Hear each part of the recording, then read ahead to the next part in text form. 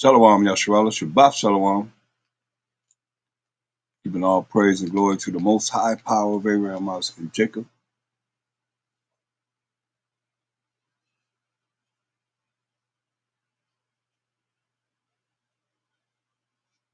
Because he's worthy to be praised for everything.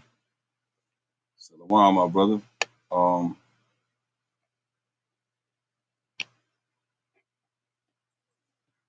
Just a moment.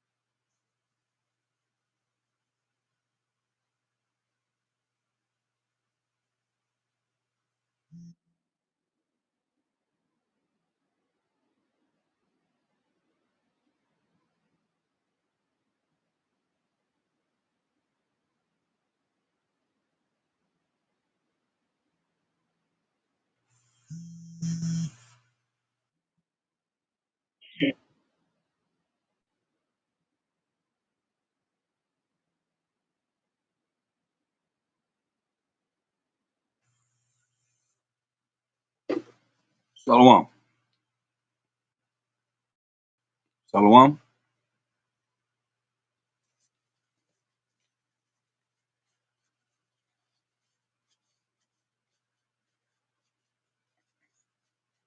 We're going to wait for a few more people to come in.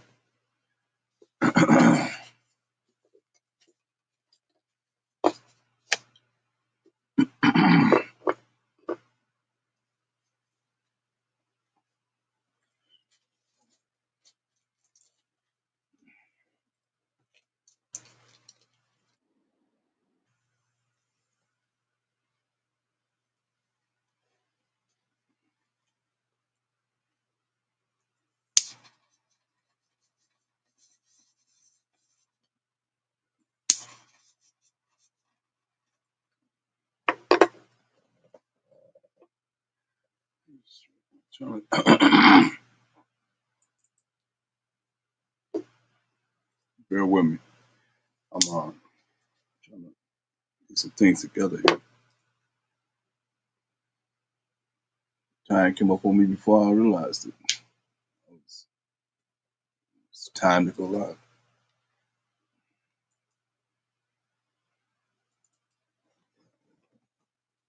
Once we get in it, we're going to get in it.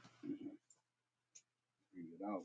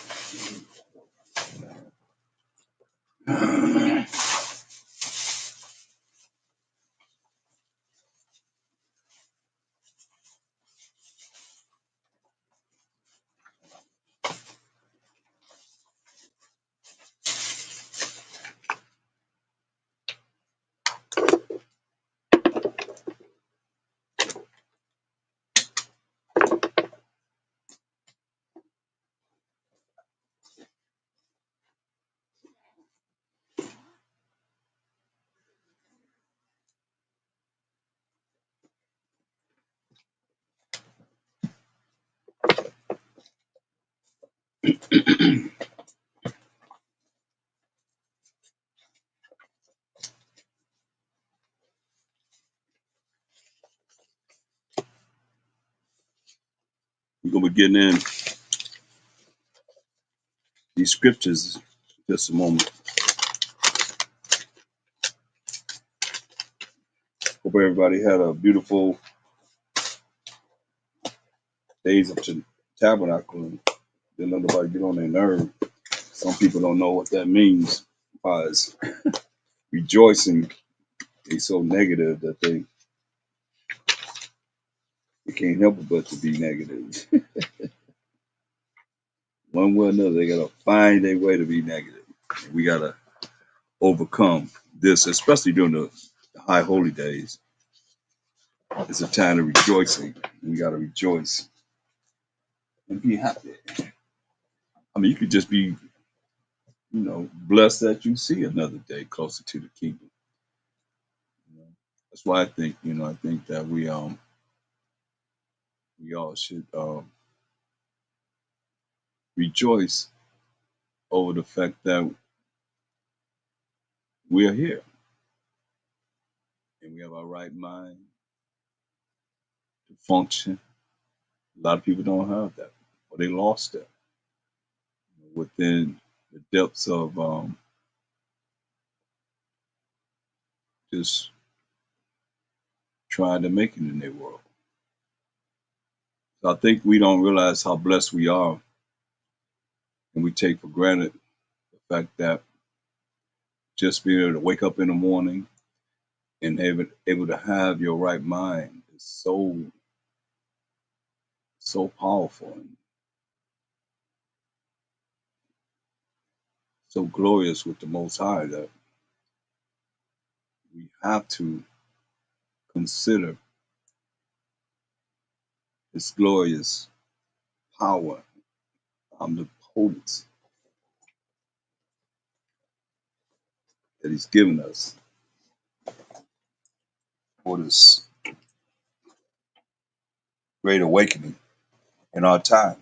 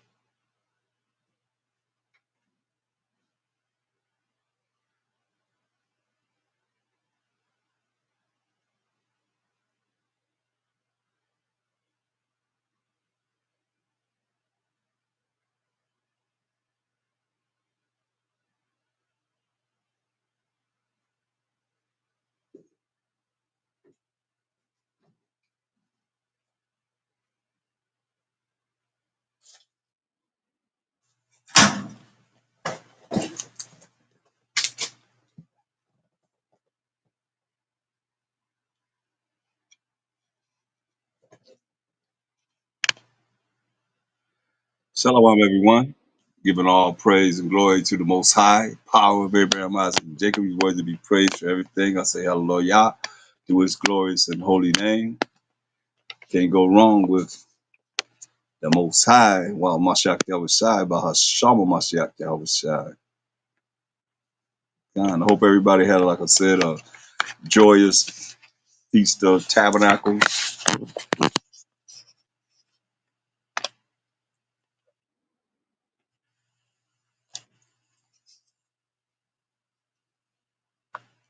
I want to go into, I get this camera right. Bear with me.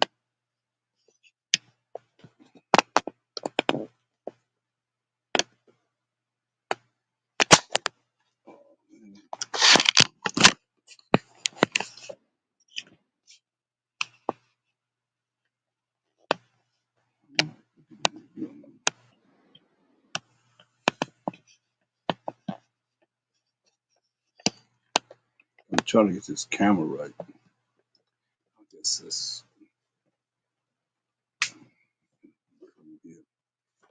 All right. As always, we're going to go into Colossians 3:17. And whatsoever you do in word or deed, do all by Hashem Mashiach Yahushua. Give thanks to the Most High and the Father by Hashem Mashiach Yahushua. So all that we say and do is going to be in the name of the Lord and Savior, who is Mashiach Yahushua. Give glory to the Most High and thanks to the Most High, power of Abraham, Isaac, and Jacob, worthy to be praised for everything. Our loyalty was glorious and holy name. Hashem Mashiach Yahushua. I want to look into, so I was going over last night somewhat the rewards, that we can look forward to in being obedient and the scriptures pertaining to, the Most High, because I don't think he's being brought out enough as we go through these last days and he's showing up and showing out. All these hurricanes and tornadoes in them, but people calling them, by other names besides him. So he's worthy to be praised for everything. He can give his glory, for real. Um,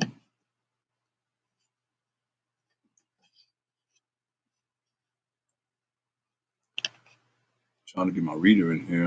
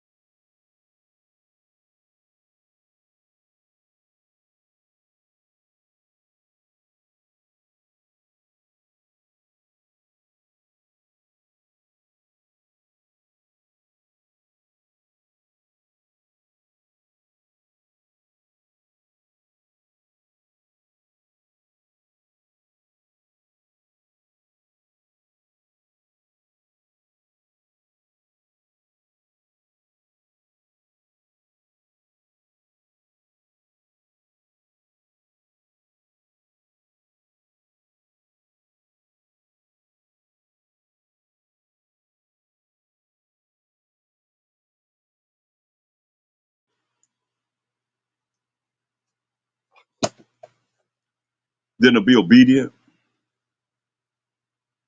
obeying his voice. That's what he's saying.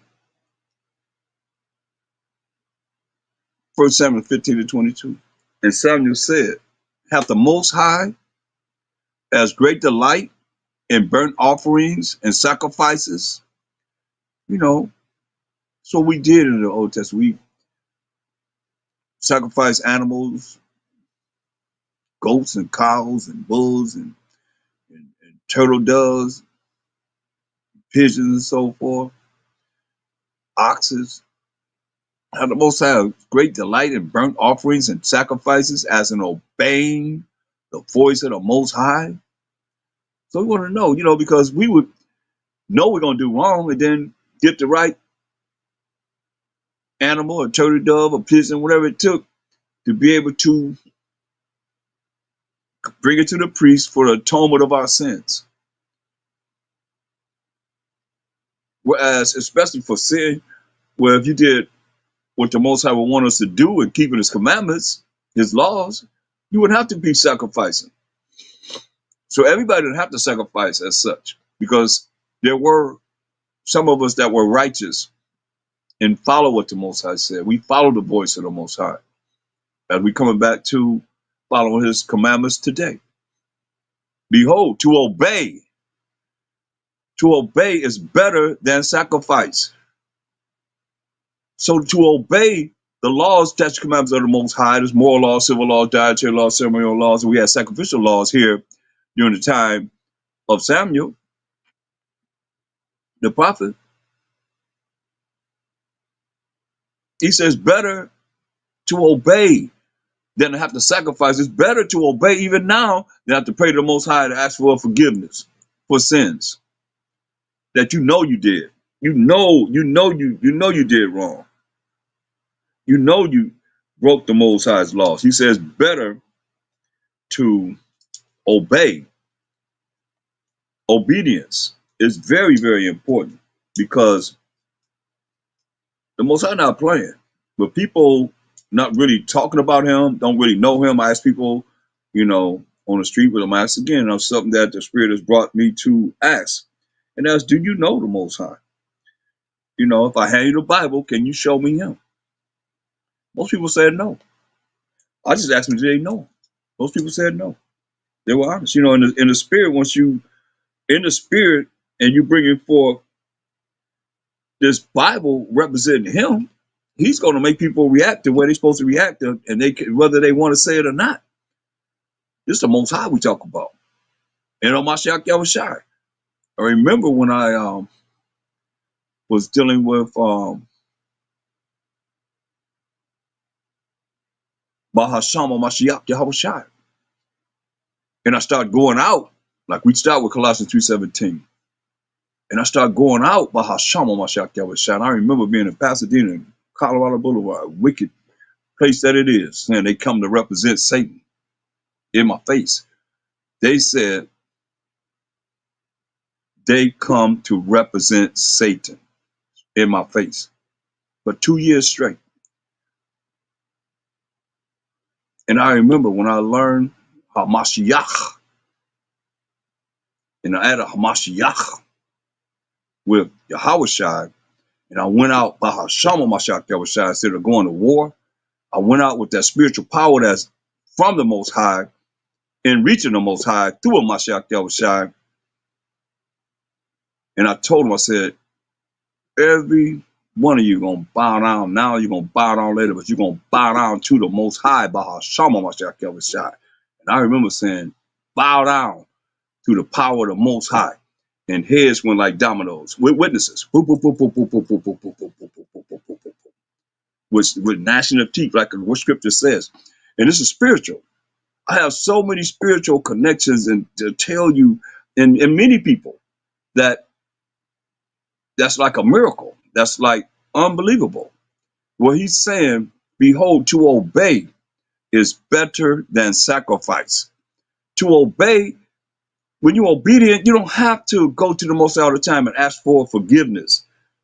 When you learn what's right and you do what's right, you live what's right, then there's no problem. You don't have to be concerned about that.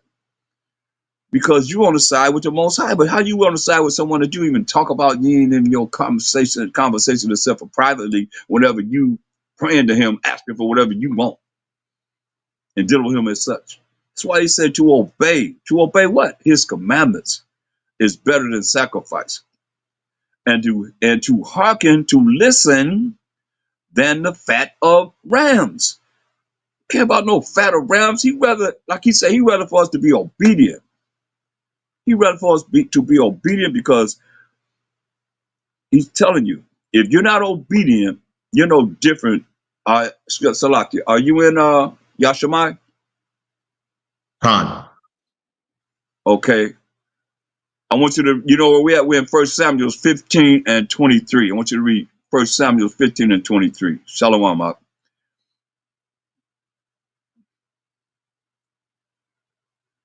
And it's very important because he talked about, obeying him, obeying his voice. And these are the things that we have to look at that we didn't do and we haven't done. And it's about getting closer to him. He's the one that has redeemed us. Not no man, not no Yasharala, not Mashiach Yahushai, until the Most High tell Mashiach Yahushai to rise from his sitting on the right hand side of the Most High to come and judge and make war and set righteousness on this earth. Point blank. It's in the Most High's hand, period. The power of Abraham, Isaac, and Jacob. And Jacob being the forefather of the 12 tribes of Israel. His name was changed to Israel. He became our forefather, which is Judah, Benjamin, Levi, Simeon, Zebulun, Ephraim, Manasseh, Gad, Reuben, Naphtali, Asher, and Issachar. The 12 tribes of Israel. You know, that's who the Most High power of Abraham, Isaac, and Jacob is forever and immortal to all generations. Point blank. Read verse 23.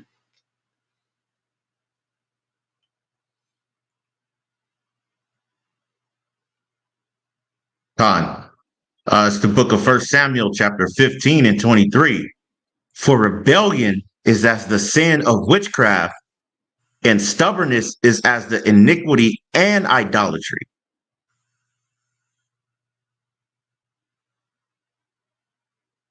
Go ahead. Because thou hast rejected the word of the Most High, he hath also rejected thee from being king. This is what he said to King Saul, because he gave him strict orders to take out Amalek and take out the king Ahab. He wasn't playing, man. But go to verse 3 so you understand what this is all about. But it's very important because the same example that he's given of our first king, Saul, is the same example that we have for ourselves as bringing us to the wisdom, knowledge, and understanding of how to be and how not to be. Read verse 3. This is what Saul was told to do. Read that. 1 Samuel 15 and 3. Now go and smite Amalek and utterly destroy all that they have, and spare them not, but slay both man and woman, infant and suckling, ox and sheep, camel and ass. Right. In other words, kill everything they have. Amalek is Esau's great grandson, his grandson. And you can read about him. Go to Genesis 36 and 8. Well, you read verse 8 and 9 first. Genesis 36 and 8. Thus dwelt Esau in Mount Seir. Esau is Edom. So Esau is These, Edom. Esau is Edom, meaning red. You know, Esau dwelt in the mountain Seir, this mountainous area. And Esau is Edom, which means red. Now we're looking at Amalek. That's why we're here to show you who Amalek is. Read. and these are the generations of Esau, the father of the Edomites in Mount Seir. Right. So these are the generations of Esau, the father of the Edomites in Mount Seir, Mountain Seir. Right. So now read on. These are the names of Esau's sons: Eliphaz, the son of Adah, the wife of Esau; Reuel, the son of Bashemath, the wife of Esau. And the sons of Eliphaz were Teman, Omar, Zepho, and Gotham, and Kenaz. Right. And So Timnah. hold up, stop. And so it's letting you know that Esau in Mount Seir has sons. It's very important because the lineage come from the son. And Eliphaz, the son of Adah, the wife of Esau, is the one we're going to look at in verse 12. Let's read that. Verse 12. And Timnah was concubine to Eliphaz, Esau's son, and she bare to Eliphaz Amalek. See? These were she bare to Eliphaz, Esau's son, Amalek. Keep this in mind because these are the people that are pretty much ruling the world today, call themselves Jewish. This their lineage from Esau and the Edomites, right? But they don't claim their lineage as the Edomites. Read that again, huh? Verse 12. And Timnah was concubine to Eliphaz, Esau's son, and she bare to Eliphaz Amalek. These were the sons of Adah, Esau's wife. Right. So Eliphaz through Timnah bear Amalek. I just want to show you that this King Ahab, who was, and the whole nation is called Amalekites in the Bible. So when we go back to 1 Samuel 15, read verse 3 again. Now that you know that Amalek is the grandson of Esau, it's kind of like,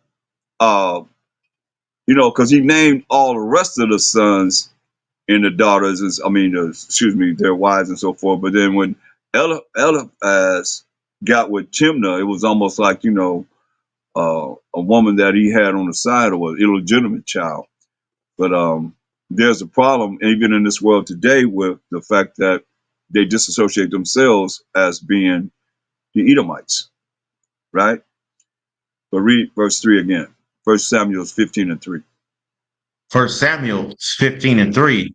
Now go and smite Amalek and utterly destroy all that they have and spare them not, but slay both man and woman, infant and suckling, ox and sheep, camel and ass. Right. So he said pretty much destroy everything that they have, kill everything that they have. You know, pretty much that's what he's saying. Go ahead. Verse 4. And Saul gathered the people No, I together. I want you to read verse 6. 1 Samuel 15 and 6. Now And Saul then came to the city of Amalek where they lived at. Now read on. 1 Samuel 15 and 6. And Saul said unto the Kenites, Go, depart, get you down from among the Amalekites, lest I destroy you with them. For ye show kindness to all the children of Israel when they came up out of Egypt. So the Kenites departed from among the Amalekites. So the Kenites got away from, the Amalekites. You see, there it is right there. Amalekits, Amalekites. And this is what the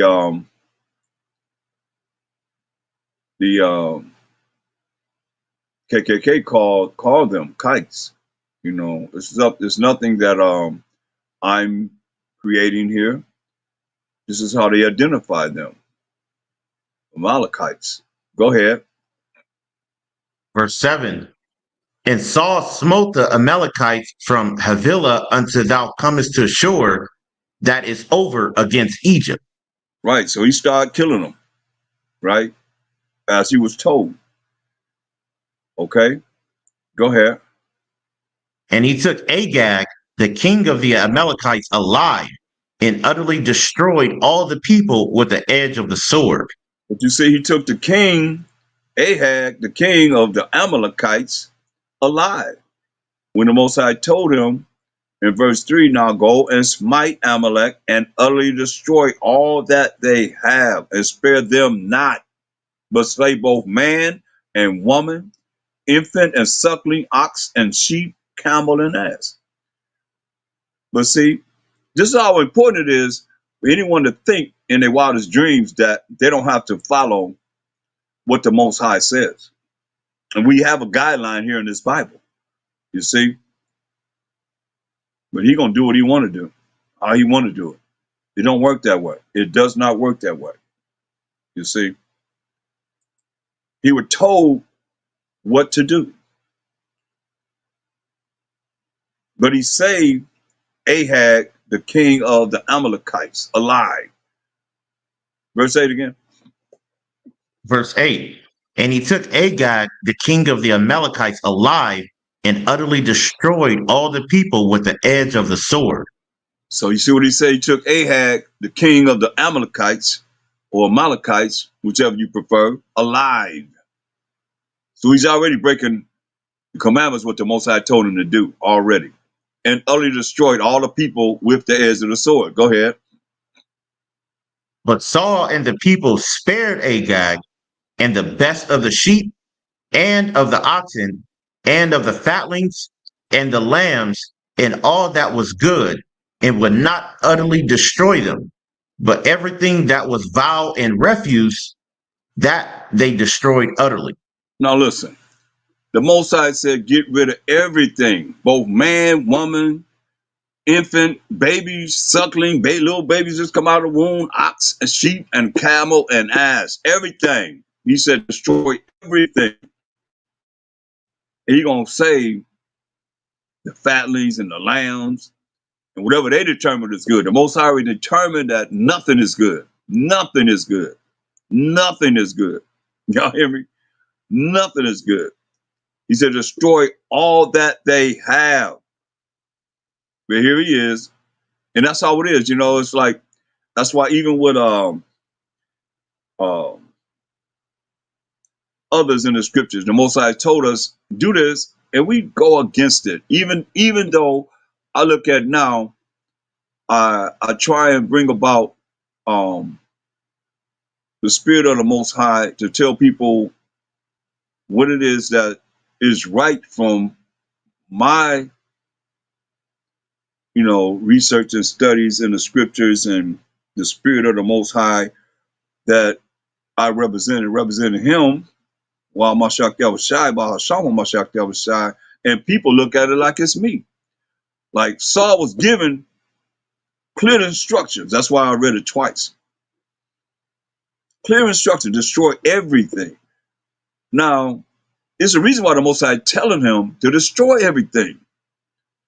You can't just go on your own and people say, I'm in the spirit, I got the spirit, the Most High rolling with me. And he done said what he said in his Bible, and you going against what it says in the Bible. It don't matter because you don't know.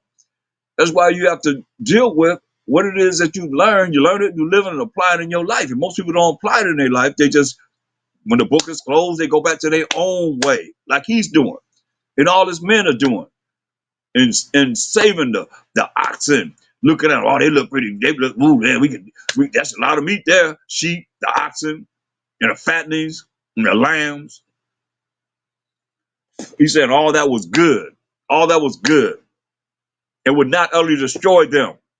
But everything that was vile and refuse, that they destroyed utterly. Read. Verse 10. Verse 10. Then came the word of the Most High unto Samuel, saying, it repenteth me that I have set up Saul to be king, for he has turned back from following me, and have not performed my commandments. And it grieved Samuel, and he cried unto the Most High all night. So that's the only way that you have pity with the Most High, is crying to the Most High. So he looking at, hey, he know what's next. He know who he served. He know what's next. That's for Saul, right? Most High said repented him, he hated, he said he repented the fact that he made Saul king.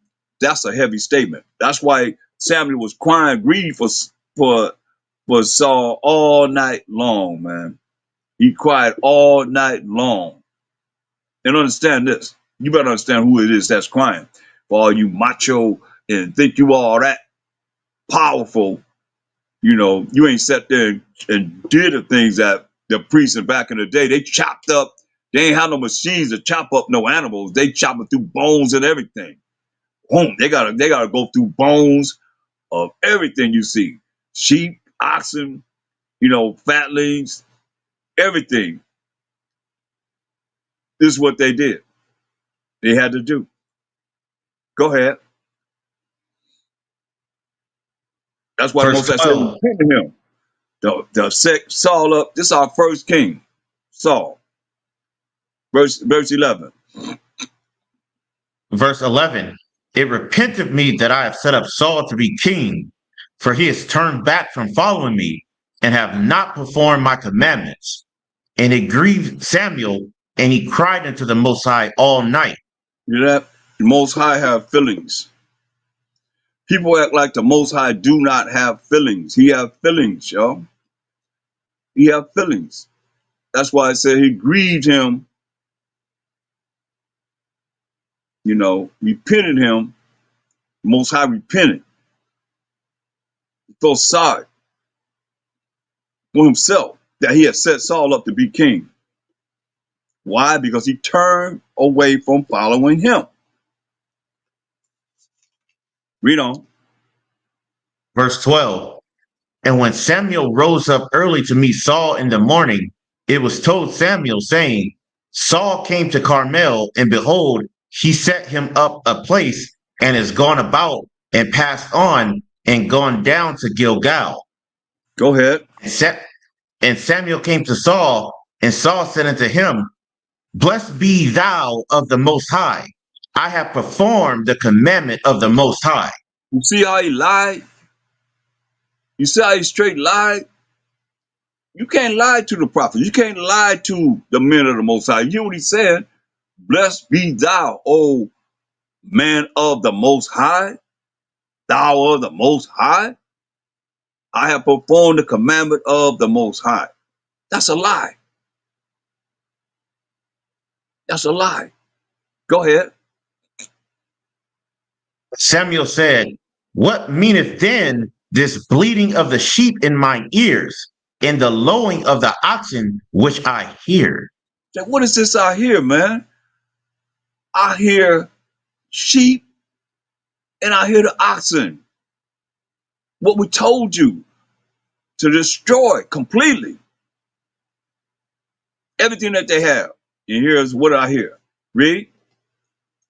And Saul said, They have brought them from the Amalekites, for the people spared the best of the sheep and of the oxen to sacrifice unto the Most High thy power, and the rest we have utterly destroyed. You see that? Is that what he was told to do? No, that's not what he was told to do. But that's what he gonna blame it on the people. He the king. All he has to do is say, destroy everything, including King Ahab. But no,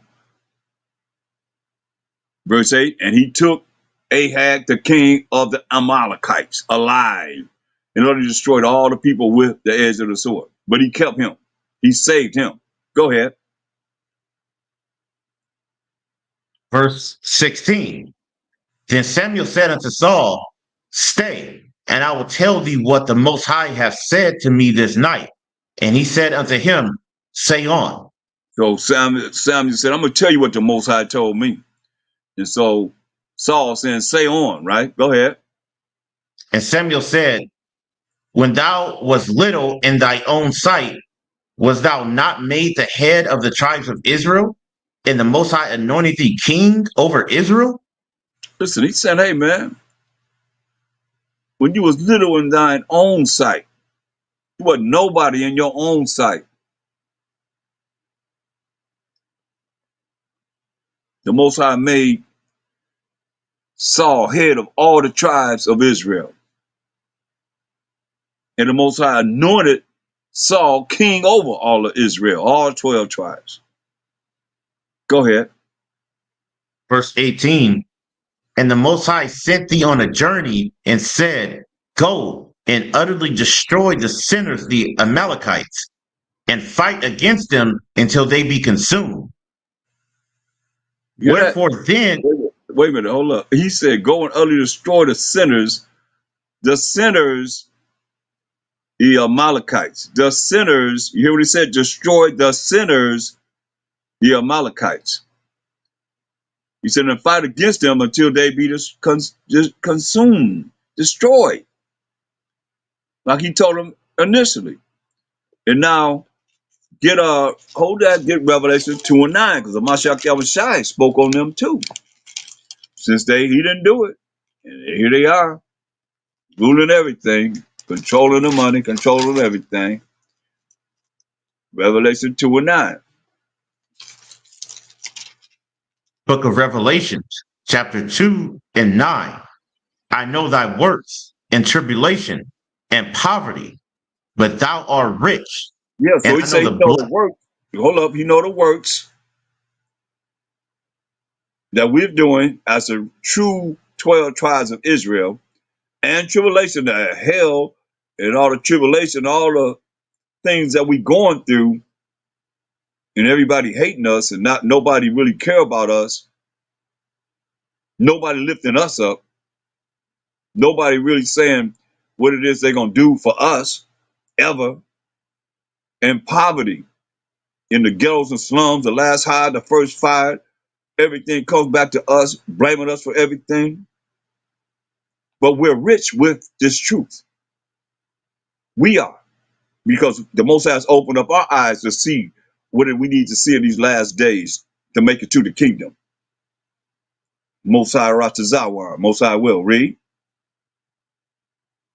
And I know the blasphemy of them which say they are Jews and are not, but are the synagogue of Satan. So remember, it said the sinners, these sinners, Amalekites, right? All the way back in Samuel, First Samuel. So now, Mashiach Shai said, I know the blasphemy, the 50 wicked sins, the sinners, and wicked acts of them and lies of them which say they are Jews and are not, but are the synagogue of Satan, right? Revelation 3 and 9.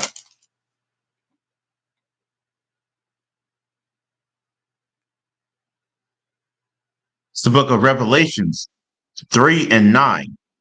Behold, I will make them of the synagogue of Satan, which say they are Jews and are not, but do lie.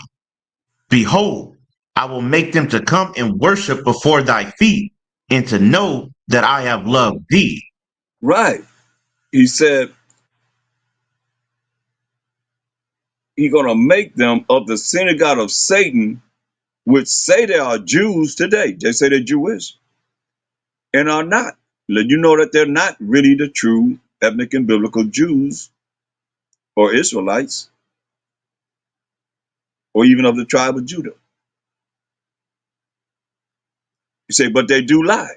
He said, behold, I will make them to come and worship before thy feet, and to know that I have loved thee. Not everyone, but who? Read on, verse 10. Verse 10. Because thou hast kept the word of my patience, I also will keep thee from the hour of temptation, which shall come upon all the world to try them that dwell upon the earth. You know that? So he said, because we have kept the word of my patience. That take time, y'all. Everything is not expedient, but you got to endure until the end. He said, also will keep thee from the hour of temptation. So much temptation in this world today, right now. Tempt you here, and who's the tempter? The devil. And his antics, trying to get you to do this, that, and third, whatever, to fall away from the commandments of the Most High and not keep the word of the Most High, which shall come upon all the world. You hear that? Which gonna come upon all the world, because he knoweth that he have a short time, which shall come upon all the world to try them, to try every last one of us that dwell upon the earth. Read on. Verse 11. Behold, I come quickly. Hold that fast which thou hast, that no man take thy crown. Yeah, so that's why I say you can go to hell any way you want to. Just don't try and take me with you. That's the scripture right there. He said, hold fast. Say he coming quickly. A day to the Most High is 1,000 years. Say I hold fast. Been 2 days. We just started the third day right now in the Most High's calendar, right? He said, behold, I come quickly. Hold that fast, which thou hast. Hold fast to this truth, man. You got to hold fast to this truth because the truth is a revolving door. How many people I've seen come and go? That's why I'm not impressed with no one unless you've been in this. You continue to be in this. It has to be, you know, explained for exaltation if you enduring, man. Not then, hey, in time there'll be an answer. What it say? That no man take thy crown. You know, you allow somebody to come in and do what they want to do, how they want to do it. You listen to them. You always got somebody in your ear. When you say, bring forth the scriptures, talk to me for hours and hours and hours about these words, the word of the Most High, and they can't. And here you listen to the devil. That's the tempter. He said, but I also will keep thee from the hour of temptation. If you in the word of the Most High, you learn to live and apply it in your life every day. So let no man take your crown from you. And we all gonna meet the judgment seat one by one. Read verse 12. Verse 12. Him that overcometh will I make a pillar in the temple of my power, Hmm. and he shall go no more out. And I will write upon him the name of my power, and the name of the city of my power, which is New Jerusalem, which cometh down out of heaven from my power, and I will write upon him my new name. Wow, that's powerful, man. He gonna make you a pillar in his temple, man. A pillar is support, man. That's powerful. So now that's promised to us. You see, that's why he said, don't let nobody take your crown, no matter who it is. Nobody take your crown of you trying to make it to the kingdom. Go back to 1 Samuel 15. Read verse 18 again. So you see, Shai called him what? The synagogue of Satan. I didn't write it. We didn't write it. That's what it's saying. Then you look at what the Most High is saying here in verse 18. 1 Samuel 15:18. 1 Samuel 15:18. And the Most High sent thee on a journey and said, go and utterly destroy the sinners, the Amalekites, and fight against them until they be consumed. He said, go and utterly destroy the sinners, the Amalekites. He didn't say some of them. He said the sinners, the Amalekites, meaning all of them, and fight against them until they be consumed. Go ahead. Wherefore then didst thou not obey the voice of the Most High, but didst fly upon the spoil and didst evil in the sight of the Most High? You see that? So he said, wherefore, Saul, didn't you obey the voice of the Most High? Man, he already said, for us to keep his commandments, he's gonna bless us. You don't, he's gonna bring these curses upon us. So that's why I say, when you look at this spiritually, he said, wherefore did thou not obey the voice of the Most High? You know what the Most High told him. We read it in verse 3. Now go and smite Amalek and utterly destroy all that they have and spare them not, but slay both man and woman, infant and suckling, ox and sheep, camel and ass. That's what he said. He said, wherefore did thou not obey the voice of the Most High, verse 19, but just fly upon the spoil? You took the spoil. And you see how he tried to blame the men that was with him that took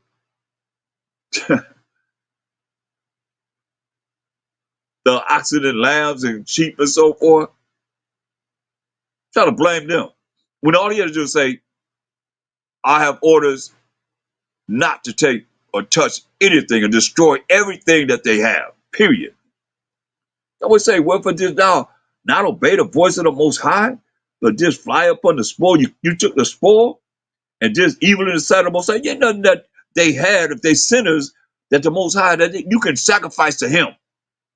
Because they sinners. They ain't keeping the laws of the Most High. How you gonna sacrifice something from these other nations because they look good? to the Most High. Read on. Verse 20. And Saul said unto Samuel, Yea, I have obeyed the voice of the Most High, and Hold have up. gone the Wait a way. minute. Hold up. Hold up. You read, you got to stop for a comma. You got to pause for a comma. Okay? Because you pause for a comma, it might be something I want to bring out at that time. That's how it is, you know. And Saul said unto Samuel, Yeah, I have obeyed the voice of the Most High. How you obeyed the voice of the Most High? He's still lying to him. Again, read Revelation 22 and 15 so everybody know you're supposed to be lying. Revelation 22:15. Check this out. He lied twice. Revelations 22:15. For without are dogs, and sorcerers, and whoremongers, and murderers, and idolaters, and whosoever loveth and maketh a lie. Right. See? Whosoever loveth and maketh a lie is on the outside of the kingdom. They're not going to be in the kingdom. And here he is lying. What do he say? And Saul said unto Samuel, verse 20 of First Samuel 15. Yeah, I have obeyed the voice of the Most High. Did he obey the voice of the Most High? No, he did not. But he lying. Go ahead. Verse 20. Verse 20. Yea, I have obeyed the voice of the Most High, and have gone the way which the Most High sent me, and have brought Agag, the king of Amalek, and have utterly destroyed the Amalekites. So was he supposed to bring the king? No. He said destroy every man, woman, suckling, infant, suckling, everything. He said destroy everything. So he didn't obey the Most High.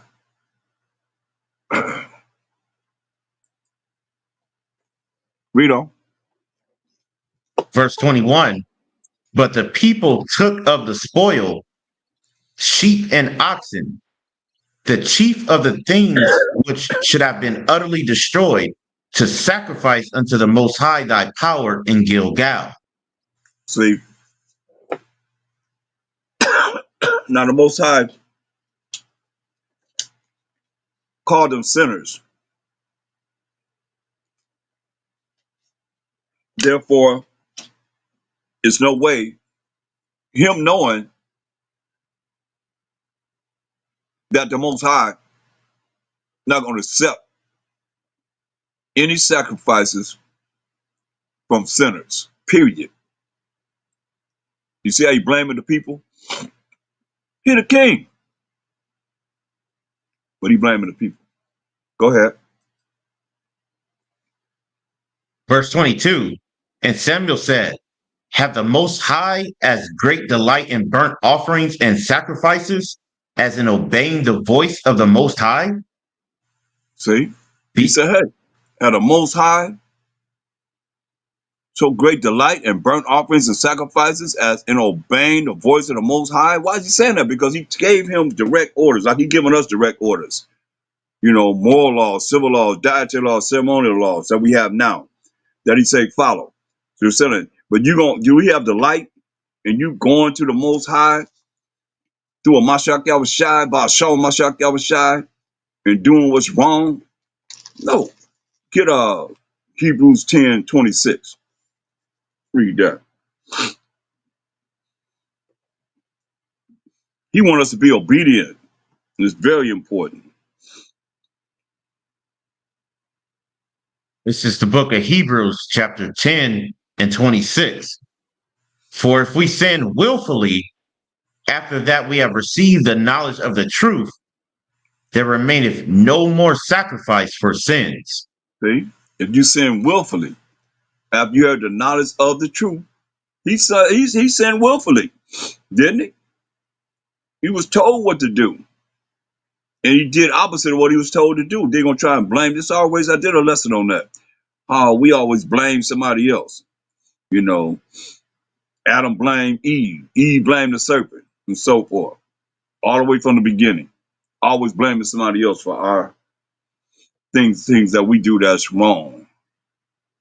You gotta suck it up. You gotta accept it. Straight up. Read that again up.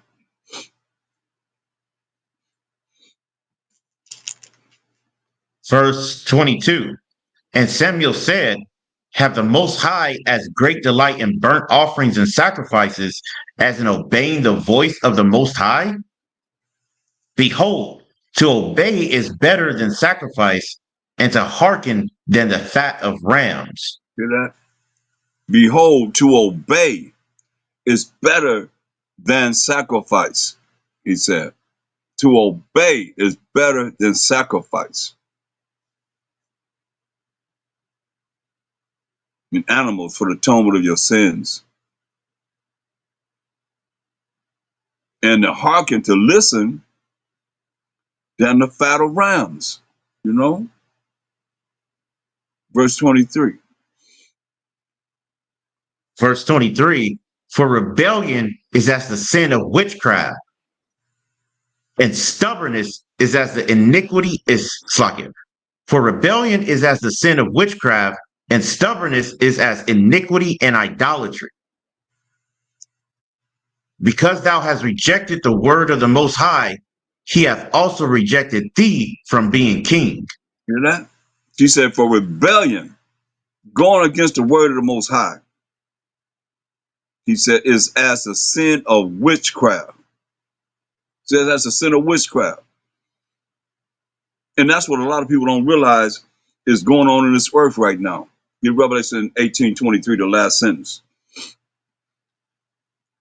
This is what's happening with a lot of people on this earth right now. They don't realize that they rejected the Most High. They reject the word of the Most High, and they following after the sorceries, the witchcrafts that's been perpetrated on this earth for everyone to follow. And people locked into it with the spells that they have on you. When you can't see things, you read the Bible, you don't know what it's talking about. You be told, and it sounds like whack, whack, whack, whack, whack, whack, whack, whack, whack, whack, whack, whack, whack, whack, whack. You don't hear nothing. Or your attention span is that long. I don't know how you're gonna deal with Mashiach Abishai. He coming back to teach us for 1,000 years. What you gonna do? You gonna pep up then? No. You better get used to it now. We rehearsing right now. If the word, if you can't be in this word and learning and learning and learning and learning for hours, something's wrong. You only got an hour. That's all you're gonna give to the Most High. The rest of 23 hours of the day is for you. How are you gonna save you? Why should he? How should he save us? We only got a little time for him, and the rest of the time of our life, we giving it to our world. So what's more important? You better be able to save yourself. I tell you that. When you putting the works into yourself, you should be able to save yourself from the times to come. If not, ooh, I don't know what to tell you. Except you see what he's dealing with Saul. You see how he's dealing with Saul, straight up. If you don't know, you gonna know. Because this is serious, man. This is the Most High. Read that. Revelations 18:23. Yeah. For by thy for by thy sorceries were all nations deceived. See, by their sorceries, he's letting us know this is what they have on the people. By the witchcrafts that they have on the people, all nations are deceived. You see, they got witchcrafts on the people on a high level.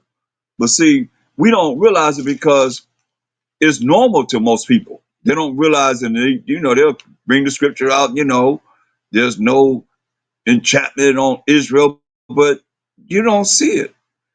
You can't see how you act and how you be off and how they got you off. Somebody had to point it out to you sometime. This is what he's dealing with in the system that we in right now. Isaiah 47.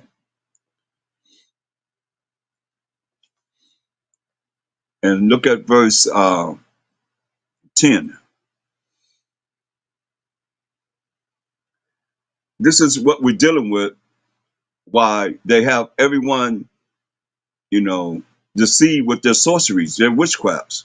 Read this. It's going for understand. There is no New Testament. There's only the law and the prophets when anybody walked the earth.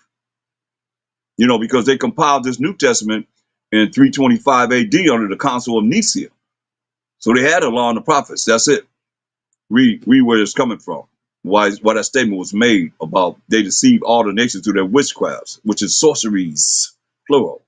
Read this. Isaiah 47:10. For thou hast trusted in thy wickedness. Thou hast said, none seeth me. See? Thy They say, hey, those nobody see me people. Like they don't realize the Most High eyes are what? 10,000 times brighter than the sun, beholding all the ways of men and the secret parts, it says. So the Most High see everything. And remember, if you don't know, you're going to know everything that we doing is written in the books. It's written in books. And the book's going to be open during the time of judgment. And we're all going to have to give an account for what we've done in these mortal bodies. Okay? That's why it's best to be wanting to follow the Most High, because get Ecclesiasticus 23:19. Let me show you that. I quoted it so you can read it yourself. Ecclesiasticus 23:19.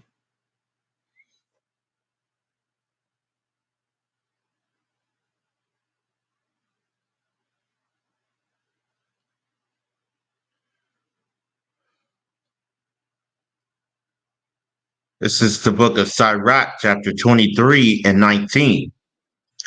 Such a man only feareth the eyes of men, and knoweth not that the eyes of the Most High are 10,000 times brighter than the sun. The eyes of the Most High are what? 10,000 times brighter than the sun. So the eyes of the Most High are 10,000 times brighter than the sun. Doing what? Beholding all the ways of man and considering the most secret parts. So ain't nothing that's in secret for these you don't see me people that the Most High don't see. Okay? Let's get this straight. Go back to Isaiah 47:10.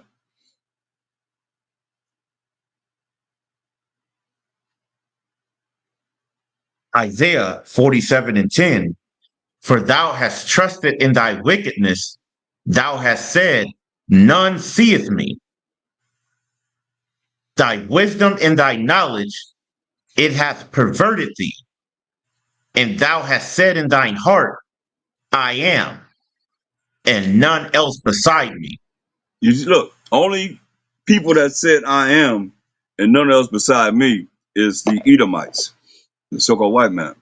They painted their picture in the Bibles and they portray, every time I look at a video, an Israelite video, then they come back with, the so-called white man representing the Most High, right man representing Caesar Borgia and all the children of Israel in your face. I see it all the time. Never fails. They have said I am and none else beside me. Most High looking at this. Most High looking at this. Read. Just because of this, read. And nobody's apologized for it. Hold up, wait a minute. Hold up. Let's get something straight. I don't like to make statements and can't prove it. Here it is right here. Look, this the Holy Bible, right? Now, if you could show me some Bibles that you got the Chinese and the Japanese pictures up in there, and they saying they the Most High, look, everywhere you look, look at this. Check this out. To be very careful. This is a real old Bible. It's from 1600s. Very, very delicate. It's old, hundreds and hundreds of years old. But you see the Most High right here. They say this is the Most High, so-called white man. Let me get it right. Up here in the sky, right here. That's him right there. Wait a minute. Let me get it right so you can see it.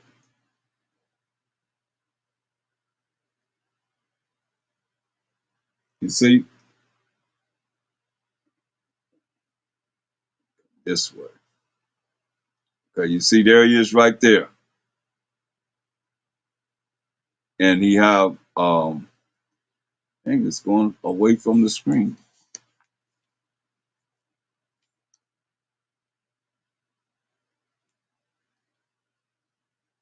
Y'all see it?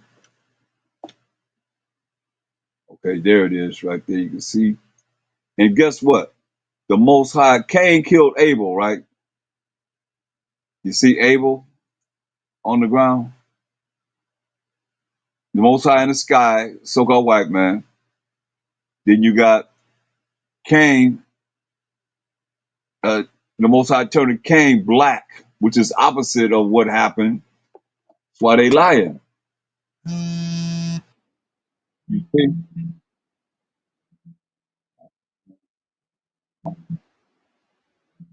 And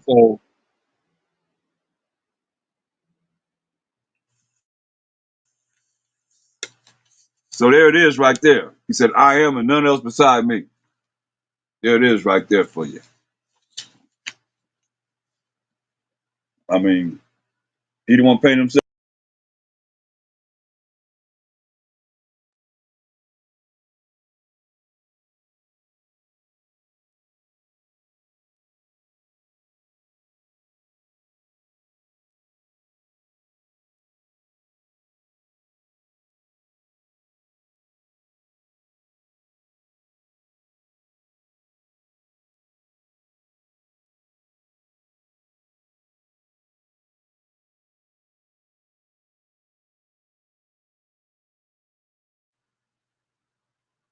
It's like the elder. Oh, you froze for a second, elder. I'm You're froze back. now. I'm back. You're back. Yeah. You see here? There it is right there. Okay, I want you to get it said I am and none else beside me. I want you to get St. John 8:53. St. John 8 and 53. See? He said, I am and none else beside me.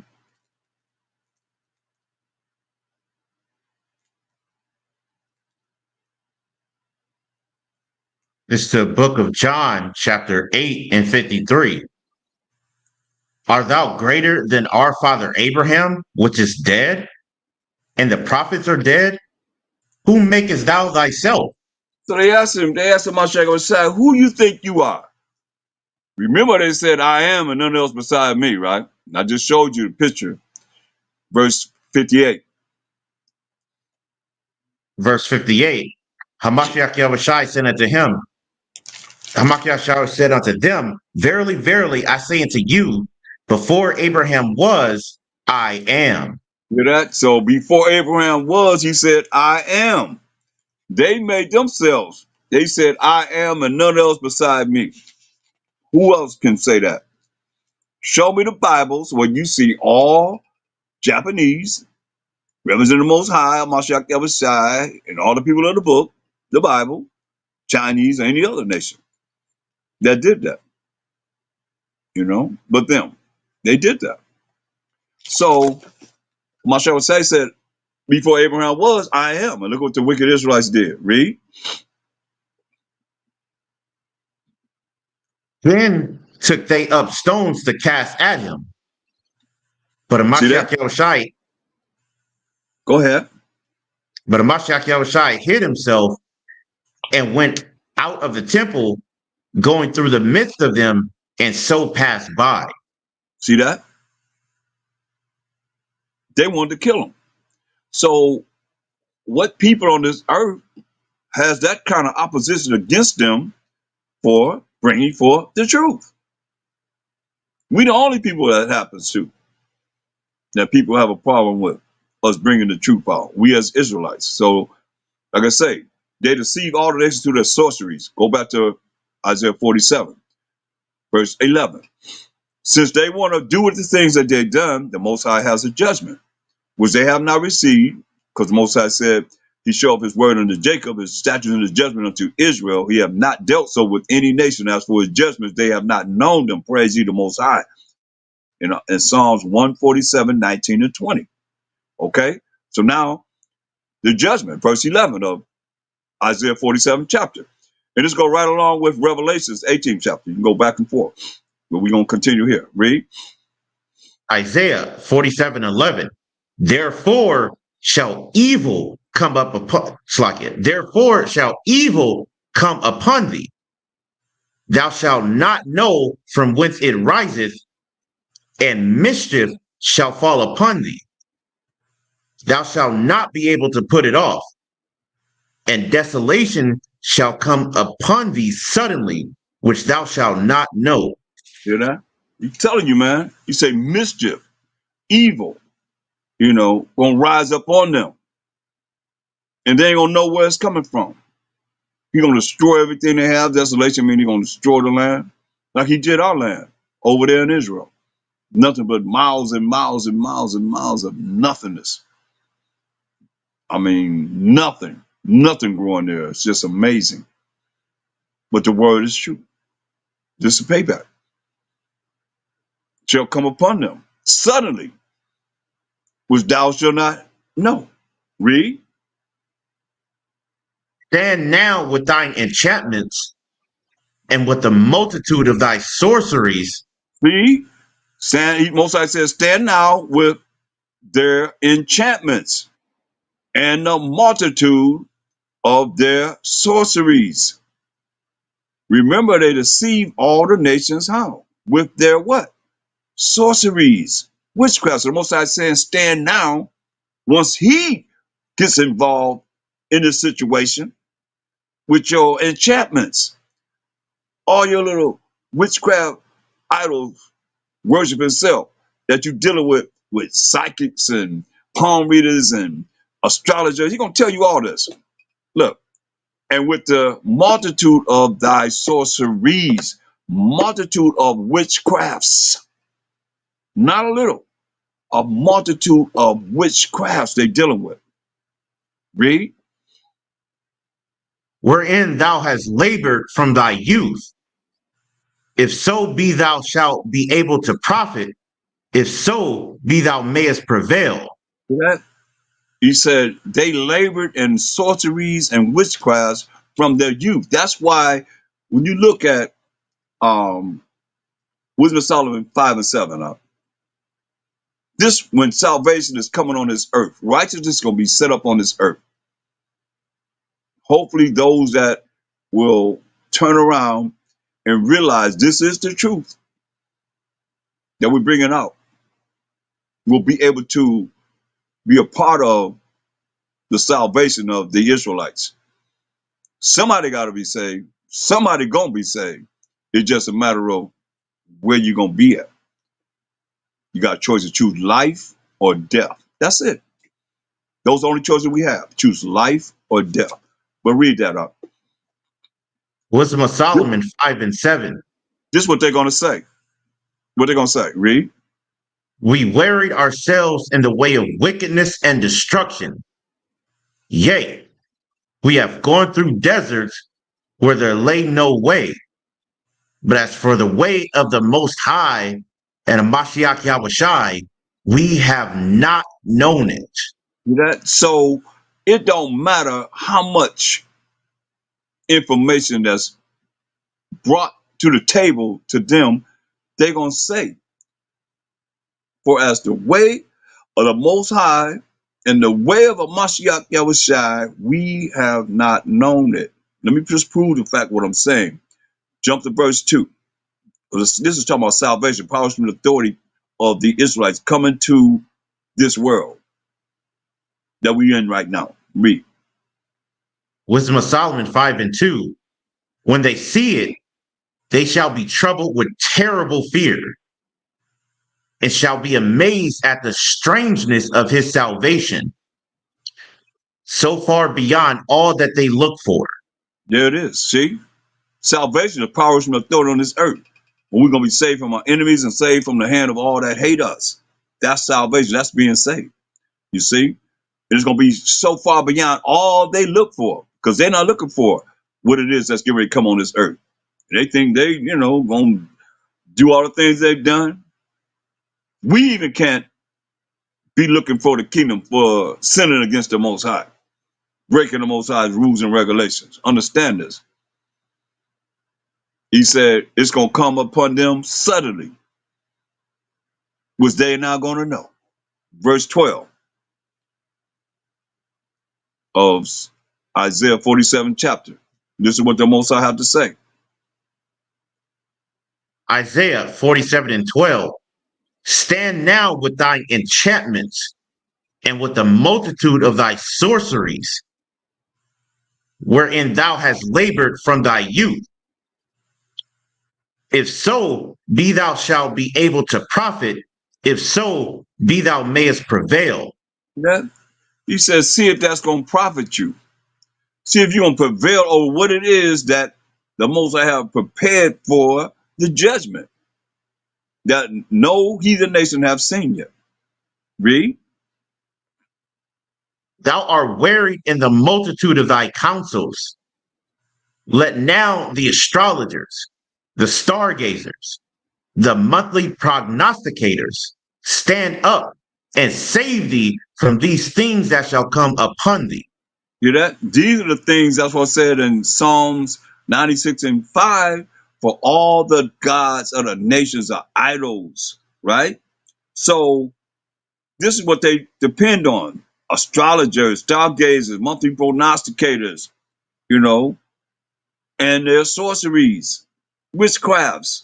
He said, let all this stand up and save thee from these things that shall come upon thee. Come on.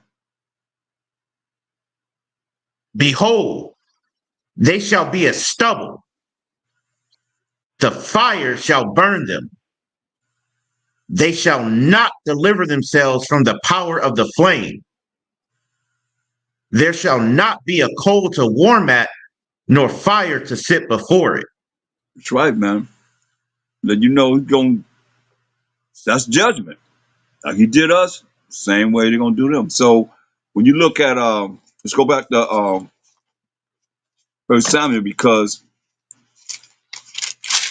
the Most High have given us specific orders, man. These are commandments. We cannot be rebellious against the Most High, but we have been, and we gotta change. That's when Masha came on this earth to say you gotta be born again. All he means is change from being wicked to being righteous, from looking at what's right from wrong. Simple as that, and doing what's right. Be obedient to the Most High. That's all he wants from us. Now look, go back to go back to where you was at. First Samuel 15.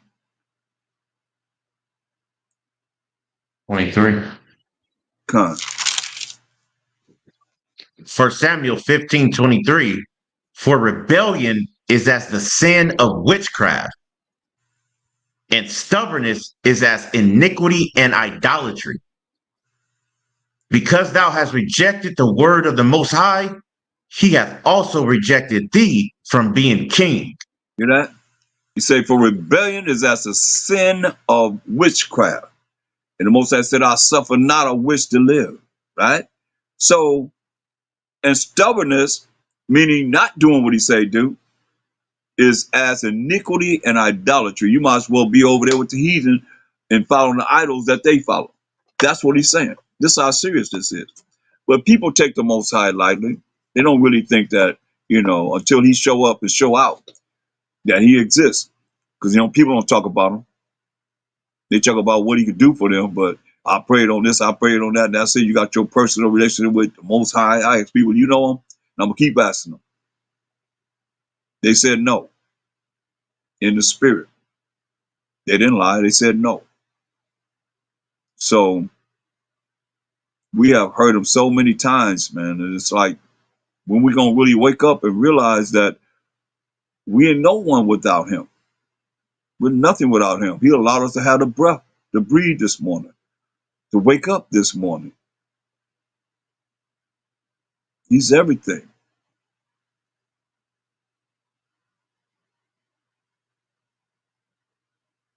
But he rejected the word of the Most High, like a lot of you out there do.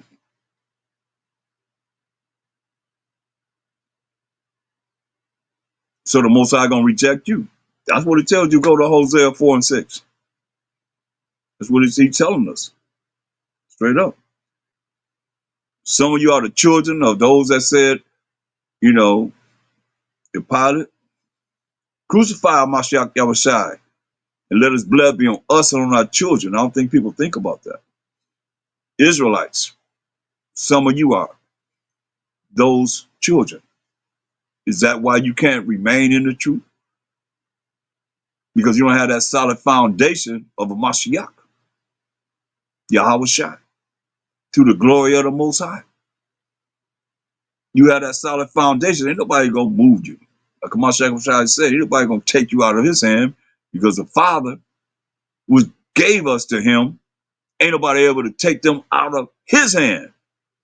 Fear of a thing to fall in the hands of living power. Some people gonna find themselves fighting the Most High because of the fact of they fighting the ones that he have brought on this earth to bring forth his truth in these last days. Oh, it's gonna be over. When he touch the wrong ones, Mashiach Shai coming. Believe this. Understand, overstand that. Read on. Hosea 4 and 6. My people are destroyed for lack of knowledge. Because thou hast rejected knowledge, I will also reject thee, that thou shalt be no priest to me. Seeing thou hast forgotten the law of thy power, I will also forget thy children. See? And those are the children that said, crucify Mashiach Yahushua, let his blood be on us and on our children. And they're the children of. That's why they can't believe in him. They can't really, go with what it is that, we have subscribed to us as Israelites. From Matthew all the way to Revelation, they can't relate to it because they're the same children of those that said, crucify him, let his blood be on us and on our children. You see? Long before, they said it, they those children that believe it in, witchcraft, the sorceries, and all the things that, the system offered them in the Roman Empire. Did John 11:47. The same people, man. Then, like we read about here in Saul, we go to the New Testament, we're going to find the same thing, man. Read that. John 11 and 47. Then gathered the chief priests and the Pharisees a council and said, what do we? For this man doeth many miracles. If we let him thus alone, all men will believe on him, Mm-hmm. and the Romans shall come and take away both our place and nation. See? That's what they're afraid of. But they said, hey, Mashiach said, done so many miracles, all the books of the world couldn't contain them, it says.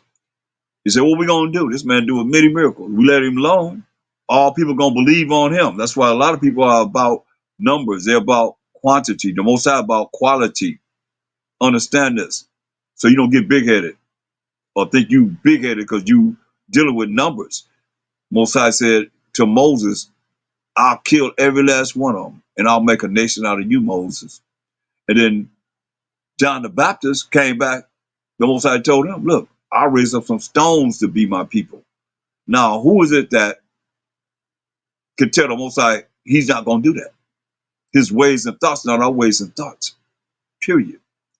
So we ought to really be aware of how we operated with the Most High power of Abraham, Isaac, and Jacob. Is very important because I think people take him lightly, too lightly in this world today. And he all we have. He all we have. And I should be able to hand you the Bible and you should be able to show me the Most High. Period. I ain't talking about the Most High talking to us as Israelites. I'm talking about just him. Characteristics of the Most High, period. And start conversing about him. It's very important. Let's go back to what we're dealing with here with Saul, our first king. Let's read. 1 Samuel 15 and 24. And Saul said unto Samuel, I have sinned, for I have transgressed the commandment of the Most High and thy words, because I feared the people and obeyed their voice. Hear that? Saul said, what? I have sinned. I have transgressed the commandment of the Most High and your word. What Samuel told him. He said, because I feared the people, he's still pointing the finger at somebody else and obeyed their voice. Come on now. He the king. He got a whole army. Could have put all of them to death that was being rebellious. No. Read. Verse 25. Now therefore I pray thee, pardon my sin, and turn again with me, that I may worship the Most High. Look, he said, hey, pray for me and pardon my sin and turn again with me that I may worship the Most High. You got to understand this. That's why people take grace and mercy for granted, that they can do whatever they want to do, have the wrong attitude, and dealing in this world against the Most High, and think that they're just dealing with their own feelings and it's okay. It's not okay. This is what he's dealing with. I have sinned. He repenting. I have sinned. Let me turn back to the Most High and worship the Most High. Now they have sinned. They're not doing what he say do. But he gonna like they say, well, all my sins nailed to the cross. Jesus Christ nailed all my sins to the cross. I can do whatever I want to do because Jesus Christ nailed my sins to the cross. Come on, man. He was hung on a tree first and foremost, and he not covering your sins. He hates you. Get that in Ecclesiastes 12 and 6. So you've been taught wrong. Talking about he loved the sinner, but he hate the sin. Come on, man. Make that make sense for me. Everything that I know, looking at the Most High, looking at a Mashiach Yahushua, he said, I and my Father are one in St. John 10 and 30. Listen what it says. Read that.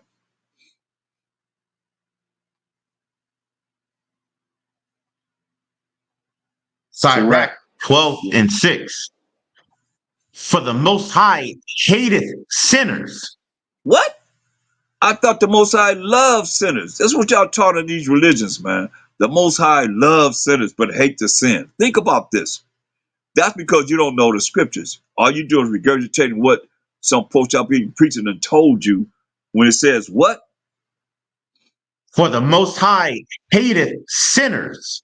Mm. Go ahead. And will repay vengeance unto the unrighteous, You hear and that? keepeth them against. You hear that? He gonna do what to the unrighteous? And will repay vengeance unto the unrighteous. You hear that? He's gonna pay his vengeance upon you for being unrighteous. And what else? And keepeth them against the mighty day of their punishment. Come on. Don't listen to these folks out being preachers lying to you. Come on. What is righteousness? So you know what unrighteousness is. Get righteousness. Deuteronomy 6:25. This righteousness. So if you're not righteous, then you're unrighteous. So what makes you righteous? So we're gonna read it backwards. Then let's read it. Deuteronomy 6:25. And it shall be our righteousness if we observe to do all these commandments before the Most High our power, as he have commanded us. See? So this is our righteousness if we do the commandments of the Most High. So unrighteousness is not doing the commandments of the Most High, which is 1 John 5, 3 and 4. I read that. It's very important that it might be someone that's tuned in that maybe have not known this in their religion or whatever you believe in. But read what is sin. 1 John 3 and 4. Whosoever committeth sin transgresses also the law, for sin is the transgression of the law. See?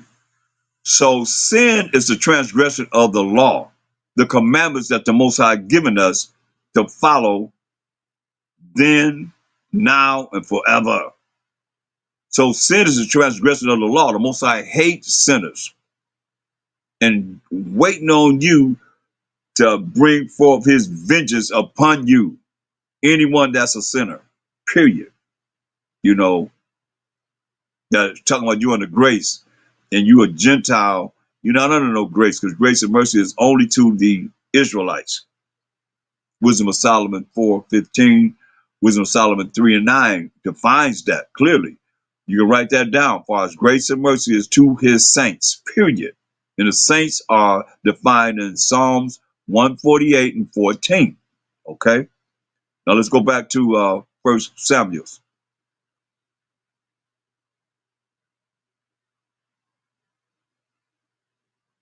1 Samuel 15 and 26. And Samuel said unto Saul, I will not return with thee, for thou hast rejected the word of the Most High, and the Most High have rejected thee from being king over Israel. Wow. You hear that? So this is what the angels gonna do. That's what we're dealing with right now, angels, whether you know it or not. That come to us and bring forth the word of the Most High, the direction, the guidance of the Most High. And a lot of you have been rejected because you refuse to keep the laws of the Most High, refuse to keep the commandments of the Most High. Like you said, you're gonna be a bunch of rejects, and your children are gonna be rejects because you don't want to do what's right according to the Most High, and you unrighteous, meaning you not keeping the commandments of the Most High. Read on. Verse 27. And as Samuel turned about to go away, he laid hold upon the skirt of his mantle, and it rent. Hear that? When Samuel went to walk away, he grabbed his mantle and tore it off.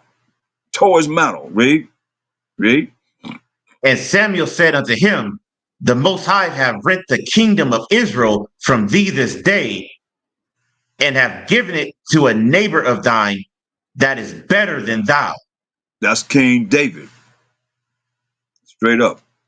The next king that we had was King David. Read. Verse 29. And also the strength of Israel will not lie nor repent, for he is not a man that he should repent. Hear that? Most High made that decree. Say, hey man, he just said he feels sorry for making Saul king, but he said, hey, this decree of taking the kingdom from Saul and giving it to King David, he said, hey, he will not lie nor repent. You don't feel sorry for what he get ready to do. He's telling them. Go ahead. Verse 30. Then he said, I have sinned, yet honor me now, I pray thee, before the elders of my people and before Israel, and turn again with me, that I may worship the Most High thy power. Second time he didn't ask him that, right? He said, I have sinned. He admitted he sinned. Turn to me. It's too late. Read. So Samuel turned again after Saul, and Saul worshiped the Most High. So Saul's worshiping the Most High, right? Go ahead. Then said Samuel, bring ye hither to me Agag, the king of the Amalekites. And Agag came unto him delicately. And Agag said, surely the bitterness of death is past. See that? Hagar came creeping, scared. He come creeping to Samuel. That's why I say you gotta understand these Levites, man, these priests, man, they was chopping up animals for sacrificing to the Most High and us having barbecue. Understand this. That's why he said, surely the bitterness of death is passed out of your spirit. Read. Verse 33, and Samuel said, as thy sword have made women childless, so shall thy mother be childless among women. And Samuel hewed Agag in pieces before the Most High in Gilgal. You know that? This the prophet of the Most High. He chopped him up in pieces. Before who? Before the Most High. That's right. Before the Most High. You hear that? In Gilgal. Understand this. That's why when he come back, man, he coming back. The judge will make war with him. Mashiach Yahushua. Ain't nobody gonna be able to stand. Nobody. If you ain't with him, hey, you falling. Straight up. Ain't no mercy. You got mercy now, which is not getting something you do deserve. Ain't gonna be no mercy when he come back, yo. That's why he gives us an opportunity to get it right. You know? Deuteronomy 31 and 18.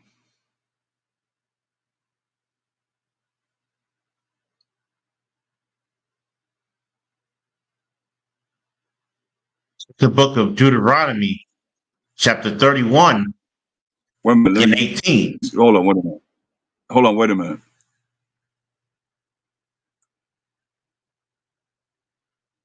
Um, I want you to start at verse 16.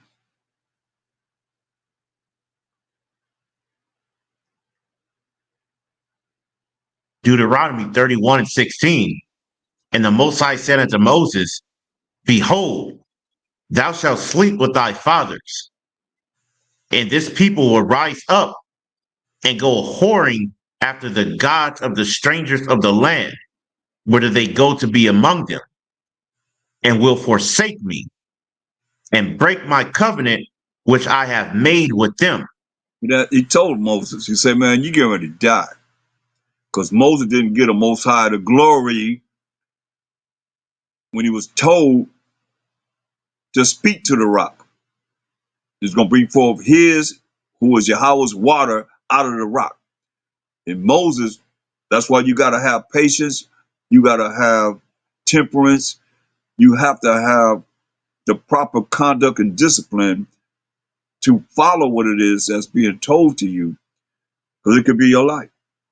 And Moses was a man that was meeker than all men, and Most High dealt with him face to face, mouth to mouth, not in visions or dreams, he said. And Moses let the people get on this nerve, and he said, must we fetch forth water to you? So the people think he's talking about Moses and Aaron.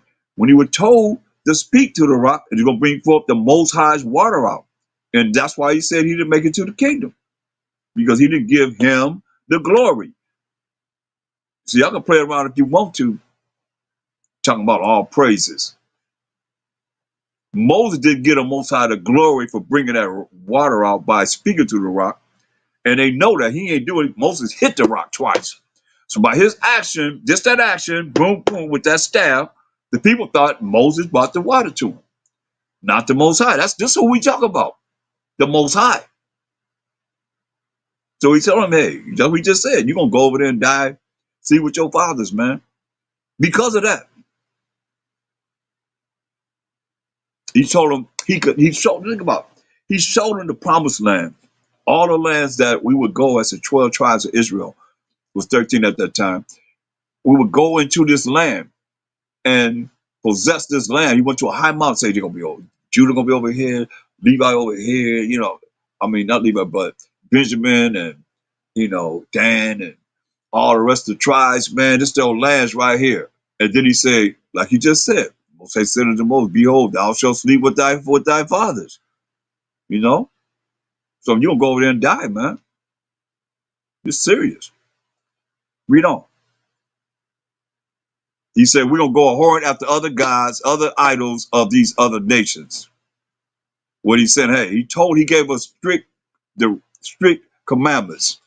It's sad because when you look at this, go to um Deuteronomy 7 and 2. Well, 7 nations mightier than us.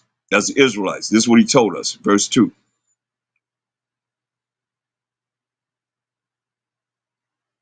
Deuteronomy 7:2. And with the Most High thy power shall deliver them before thee, thou shalt smite them and utterly destroy them. Thou shalt make no covenant with them, nor show mercy unto them. So you see the results of what Most High already know. You see, he already know the future. He know the future. Like we think we rolling like, the no, you don't see me people. Most High know what we gonna do. You see? He know the future. Because he tells us what to do. Go ahead. Verse 3. Neither shalt thou make marriages with them. Thy daughter thou shalt not give unto his son, nor his daughter shalt thou take unto thy son. Yeah. So the Most High is not with interracial marriages. He's not with interracial marriages. Point blank. This is what this talking about. You can't go with these other nations outside of your nation. Read. For they will turn away thy son from following me, that they may serve other gods. So will the anger of the Most High be kindled against you and destroy thee suddenly. So we say, if we get with these other nations, they're going to turn our minds away from following him because they are not going to know the way of the Most High. They're not going to know the way of a Mashiach Yahushua. We just read that in what? Wisdom of Solomon 5 and 7. That's the future. When salvation come on the earth, the Bible got the past, the present, and the future covered. We just read that. Huh? Did you just read that? Time. Yeah.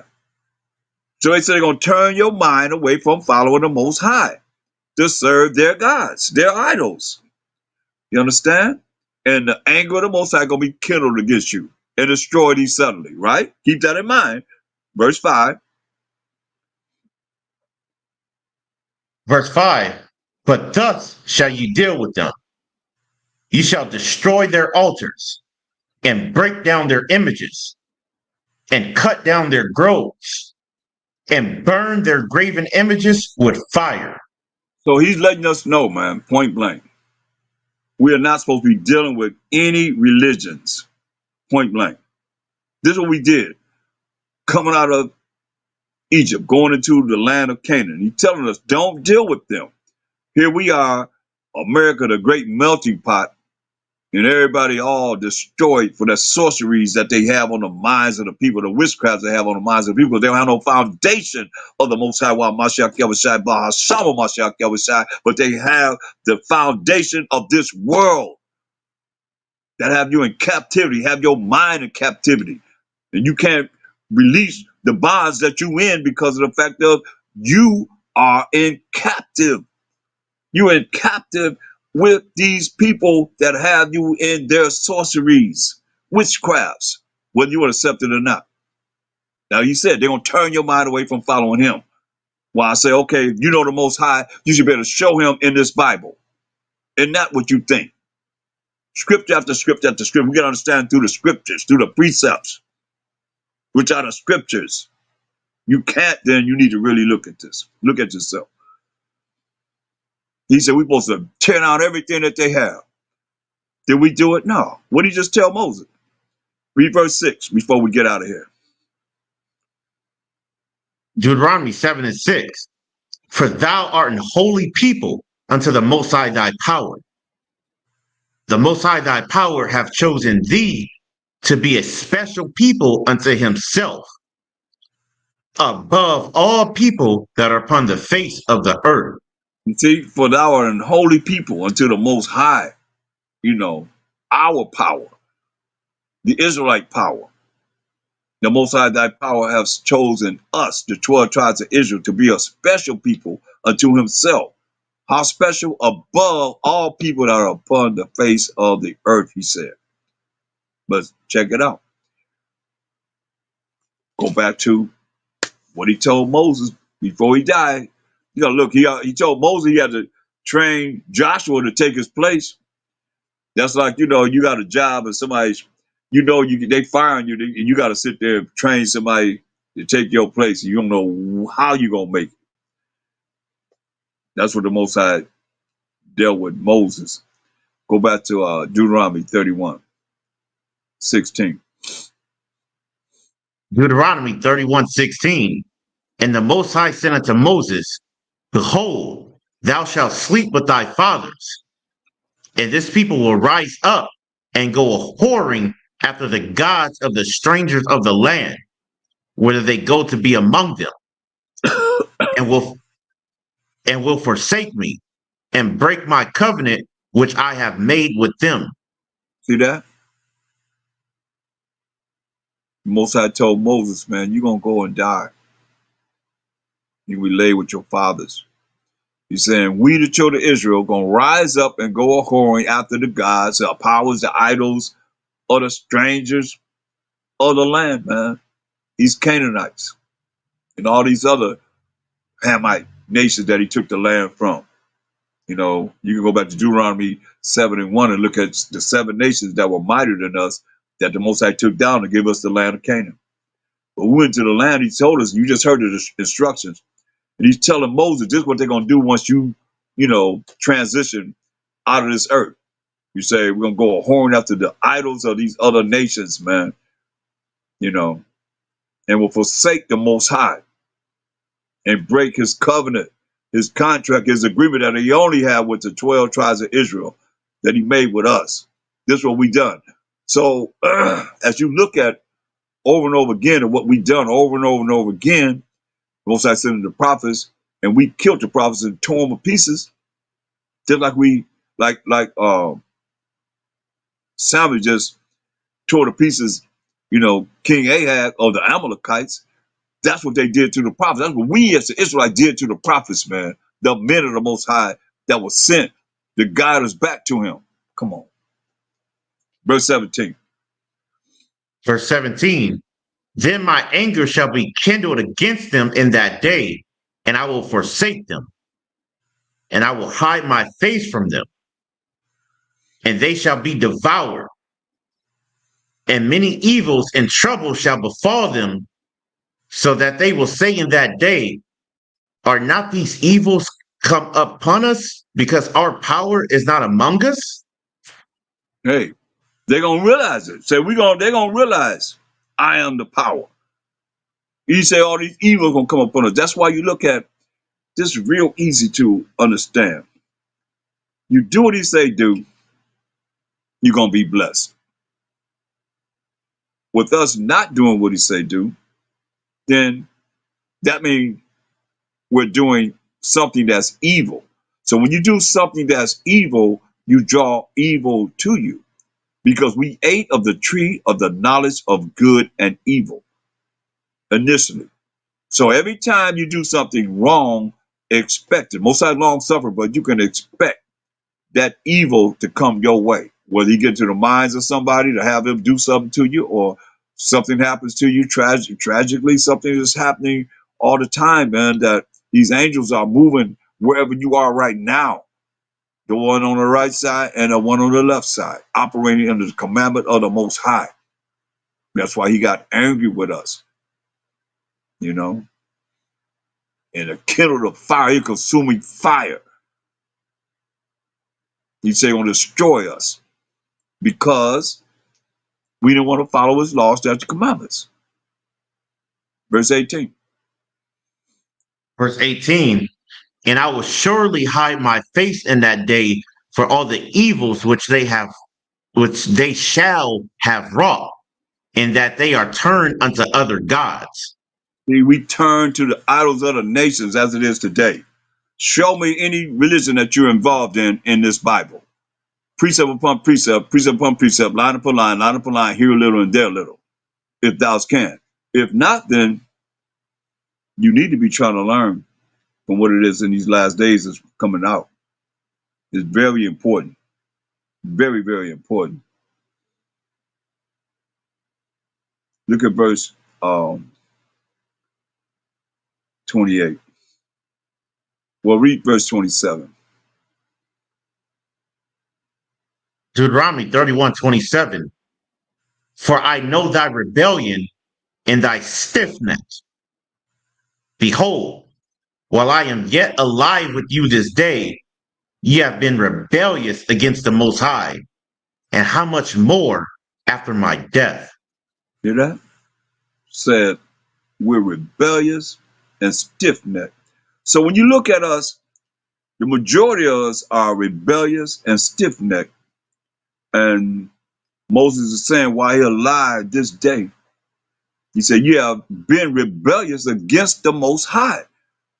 Straight up.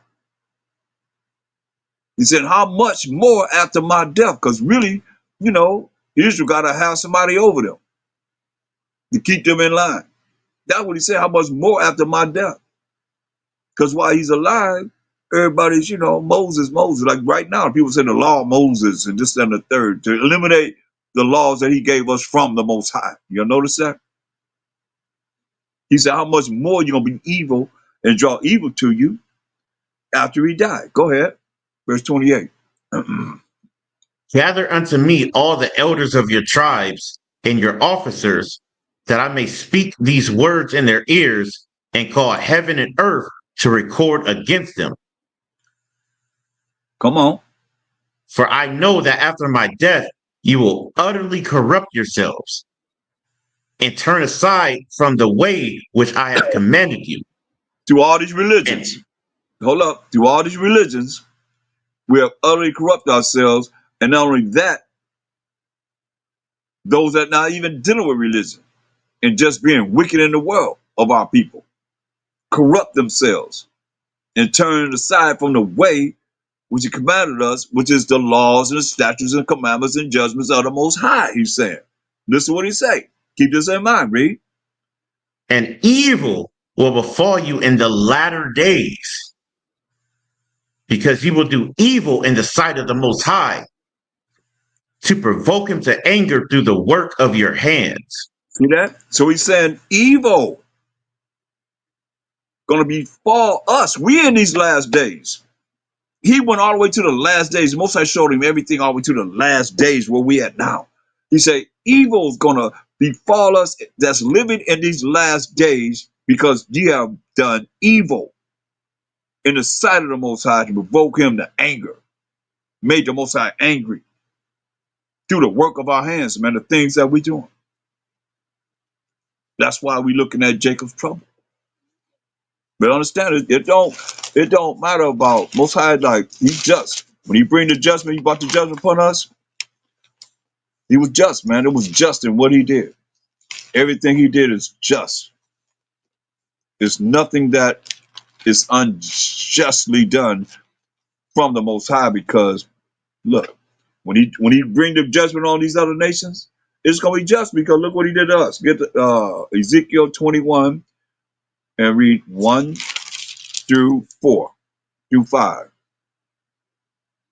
Yeah, Ezekiel 21, 1 through 5. So you understand that in these last days, we got to pay behind what the evil people are doing.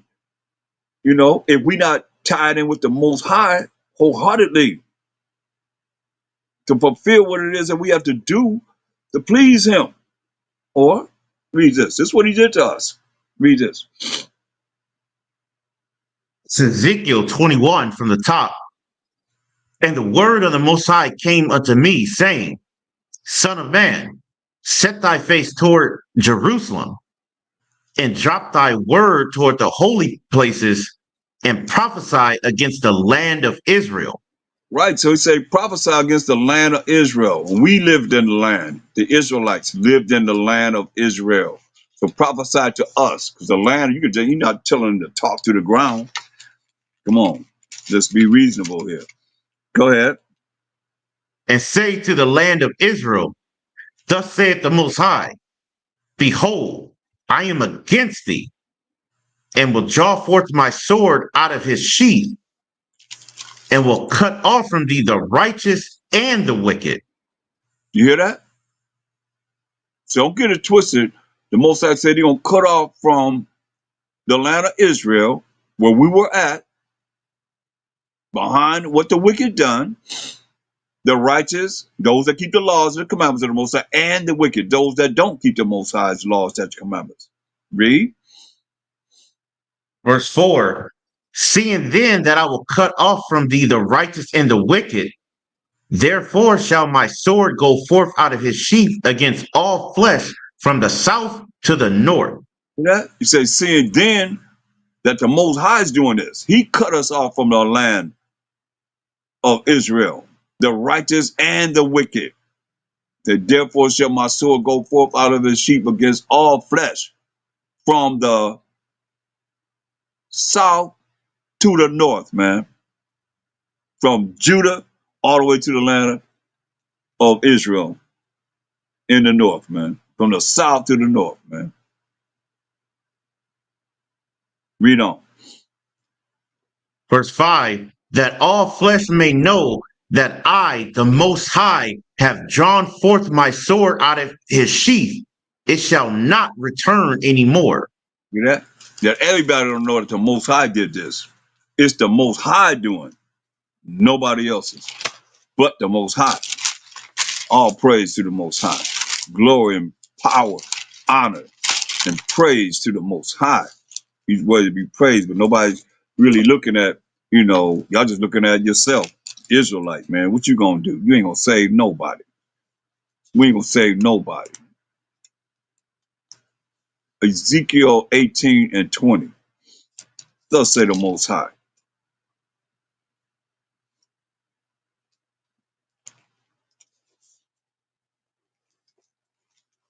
Ezekiel 18 and 20. The soul that sinneth, it shall die. The The soul that son, break the soul that break the Most High's commandments, what's gonna happen to it?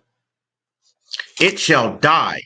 Because sin is a transgression of the Most High's laws. He said, the soul that break the Most High's laws, it shall die.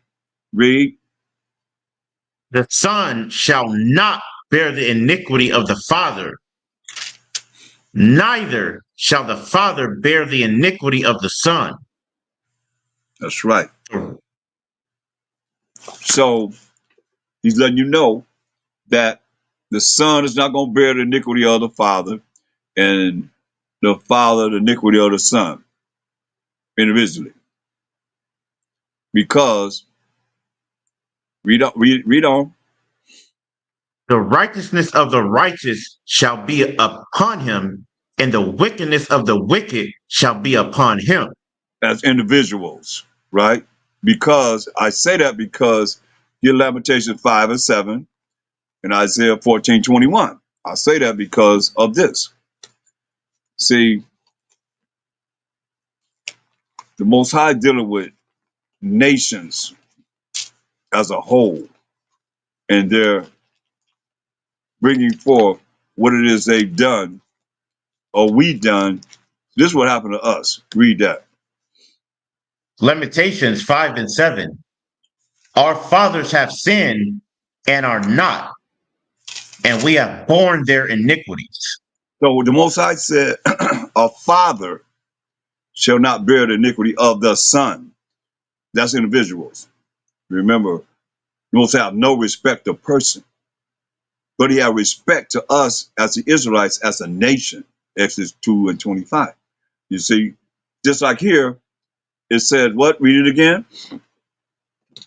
Our fathers have sinned and are not, For and we have borne their iniquities. our forefathers sinned and they're not here. But we have carried their iniquities, their sins, their wickedness, their evil, in breaking the Most High's commandments, right? For the judgment that we came upon us for what our forefathers did. Did it say father? No, it said our fathers. And our fathers are the nation of Israel. So now, when you read Isaiah 14:21, see if it say father or fathers, or those that live before the punishment is coming to the people today. Read. Isaiah 14 and 21. Huh. Prepare slaughter.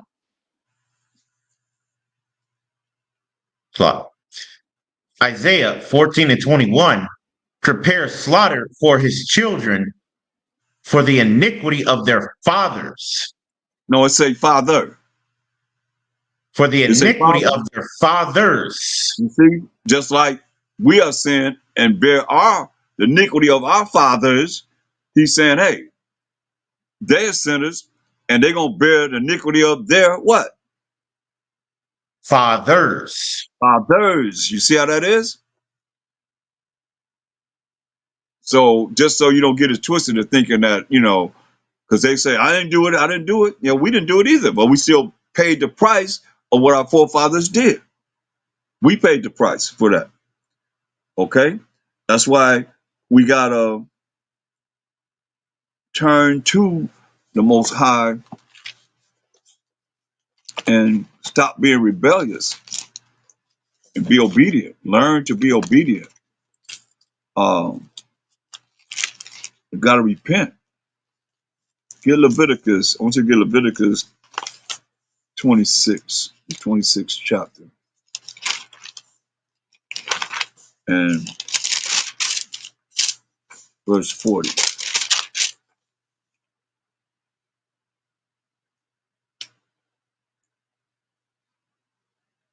All praise. Leviticus. Leviticus 26 and 40. If they shall confess their iniquity and the iniquity of their fathers with their trespass, which they have trespassed against me, and that also they have walked contrary unto me.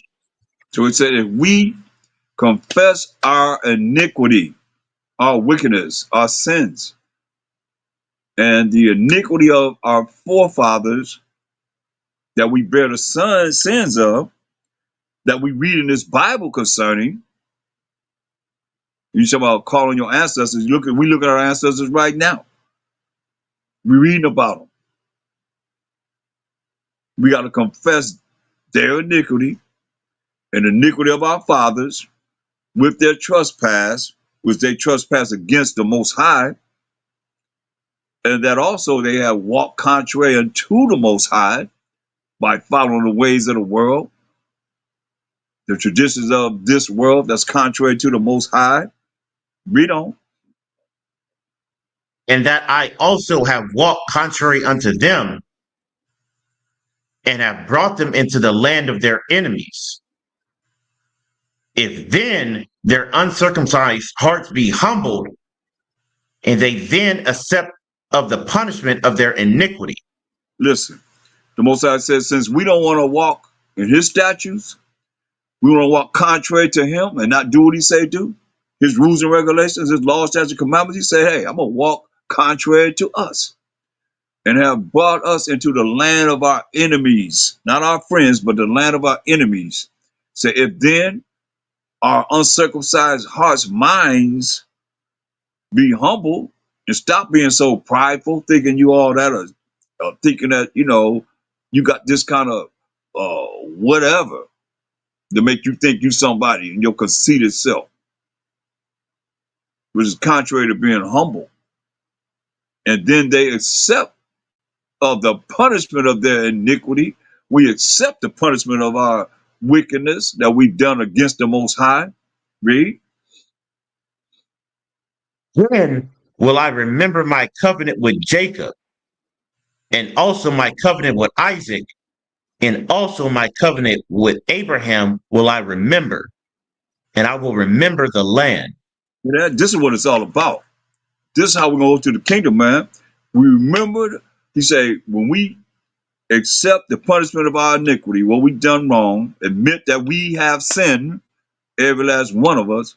He say, then will he remember his covenant, his contract, his agreement, his laws, statutes, commandments he gave with us through our forefather Jacob, whose name was changed to Israel, became the forefather of the 12 tribes of Israel, and also the covenant with Isaac, our forefather, and also my covenant with Abraham, going backwards from Jacob to Isaac to Abraham. Will I remember? And I will remember the land. And we remember the land, and he remember the land, that's what he gonna do when he remember the land. And us, when we do what we're supposed to be doing in righteousness, he gonna do this. He gonna fulfill this here in Isaiah 60 and 21 and 22. That's what we're looking forward to. Isaiah 60, 21 and 22. Isaiah 60 and 21. Thy people also shall be all righteous. They shall inherit the land forever. The branch of my planting, the work of my hands, that I may be glorified. You that? He say, his people, we the 12 tribes of Israel, gonna be all righteous, man. Righteous. We're gonna follow the commandments of the Most High. We're gonna inherit the land forever. We got next forever and ever and ever. The branch of the Most High planting. Not no man. Come on over here. We're gonna do this and do that. No, ain't no man gonna save you. You better read Deuteronomy 28 and 29. This the planting of the Most High's hand, not no man. This is why I say the branch of my planting. He's gonna do this. The work of my hands. He's gonna do this. Why? That he may be glorified. Period. What he say about us? Read on. A little one shall become 1,000, and a small one a strong nation. Hear that? I, the He's the little one shall become 1,000. We're gonna have 1,000 babies. You're going to have to be 1,000. You're gonna have a lot of children, right? He said, a little one shall become 1,000. And what else? and a small one a strong nation. And a small one, a strong nation, man. What is gonna happen? When is gonna happen? Read. I, the Most High, will hasten it in his time. That's right. He said he's gonna hasten into his time. Now go back to Leviticus 26.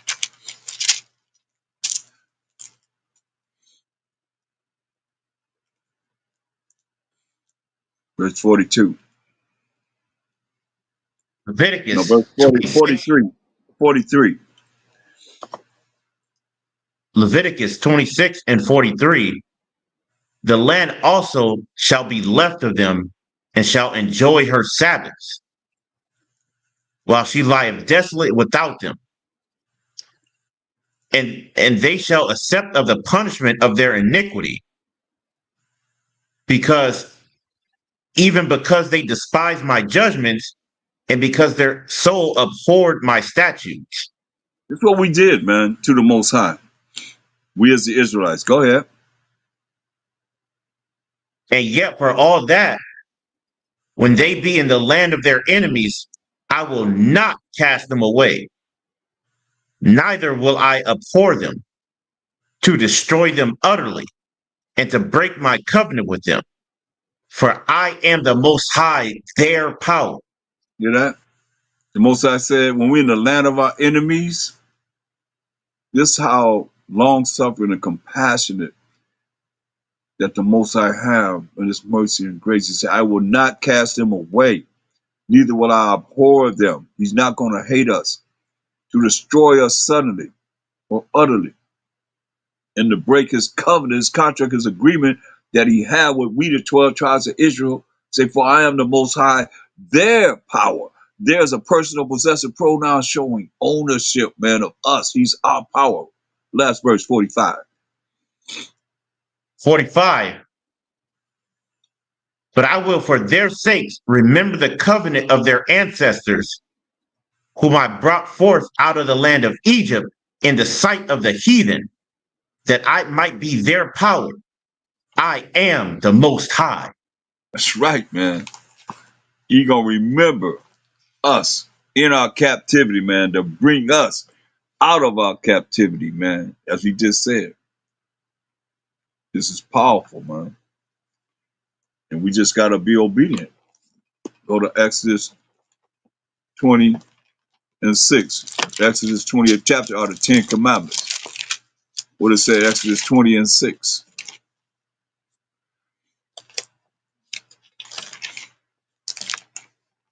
We got Exodus, we got a power, y'all. Let's read about it. Exodus 20 and 6. And showing mercy unto thousands of them that love me and keep my commandments. See that? He showed mercy, which is not getting something you do deserve to get, to thousands of them that love him. The only way you love him is to keep his commandments. Get that in 1 John 5 and 3, just in case somebody want to say, oh, that's y'all reading from the Old Testament. It's in the New Testament too. But you New Testament buff that don't believe in the Old Testament, because y'all don't know anything about the Old Testament because you ain't been taught it. But read that. 1 John 5 and 3. For this is the love of the Most High, that we keep his commandments. That we do what? That we keep his commandments. This is the love of the Most High. And that's why people don't know him, because they not keeping the commandments of the Most High. They ain't look for him. They ain't search for him. I mean, they ain't inquired about him. Who comes up and say, talk about the Most High? Nobody. Come on, I'm talking to Israelites. Who comes up and talk about the Most High? Nobody. Nobody talk about the Most High. We just talk about Kwam Yasharala, or Israel. You know, my check up aside sometime, but the Most High, and it's contrary to where it used to be. It used to be the Most High in Israel. Mashiach Shai, whatever, you know. People saying Bahashama Mashiach Yahushua, whatever they saying, but you know, where's the Most High at in it? Y'all better learn to elevate them, man. It's really important. Read it from the top. 1 John 5 and 3. For this is the love of the Most High, that we keep his commandments, and his commandments are not grievous. Right, man. This is the love of the Most High. We keep his commandments. The commandments are not grievous. You're not supposed to feel bad about doing what's right. Give me Leviticus 25 and 18 and 19.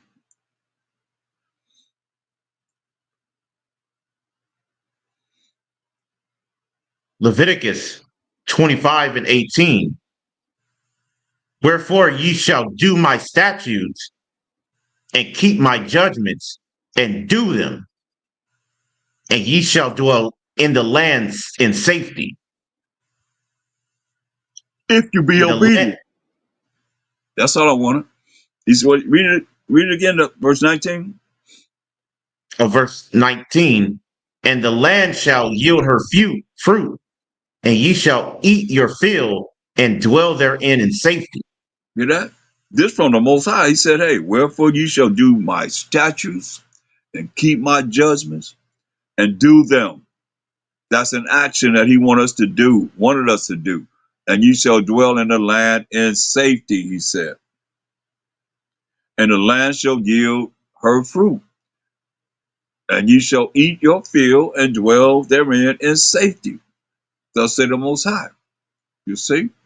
And from there, give me Leviticus 26 and start at the third verse. Leviticus 26 and 3.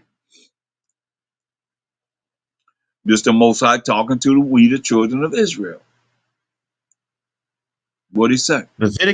Leviticus 26 and 3.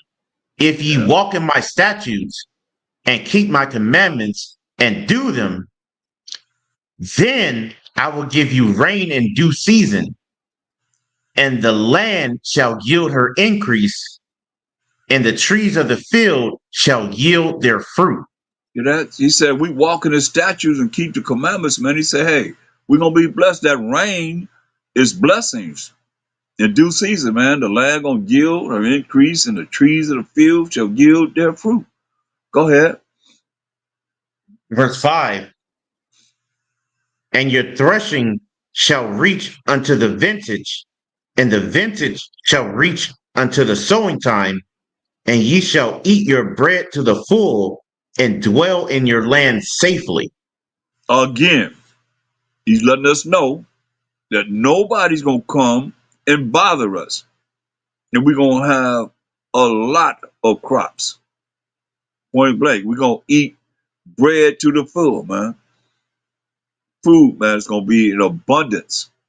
In the land, we're going to live in the land safely. Go ahead, safely. Go ahead. Verse 6. And I will give peace in the land, and ye shall lie down, and none shall make you afraid. And I will rid evil beasts out of the land, neither shall the sword go through your land. You're like, this is like what's going to be in the kingdom too. He said, I will give peace in the land. It's going to be peace in the land. I want you to, let's go back to the kingdom again. I want you to go back to Isaiah 60, the 60th chapter and verse 18. Read that. Isaiah 60 and 18. Mhm. Violence shall no more be heard in thy land, wasting nor destruction within thy borders, but thou shalt call thy walls salvation and thy gates praise. See? Violence shall no more be heard in thy land. So that's safety, right? Wasting or destruction within thy borders, within our borders, man. But thou shalt call thy walls what? Salvation, power, Jerusalem, and authority forever and ever and ever. And thy gates praise, man. You see that? So go back to Leviticus 26 and verse 6, I think. Yeah, right? No, verse 7. Leviticus 26 and 7. And ye shall chase your enemies, and they shall fall before you by the sword. Say, we're going to chase our enemies, man, and they shall fall before us by the sword, man. Most High rolling with us. Read. And 5 of you shall chase 100, and 100 you shall put 10,000 to flight.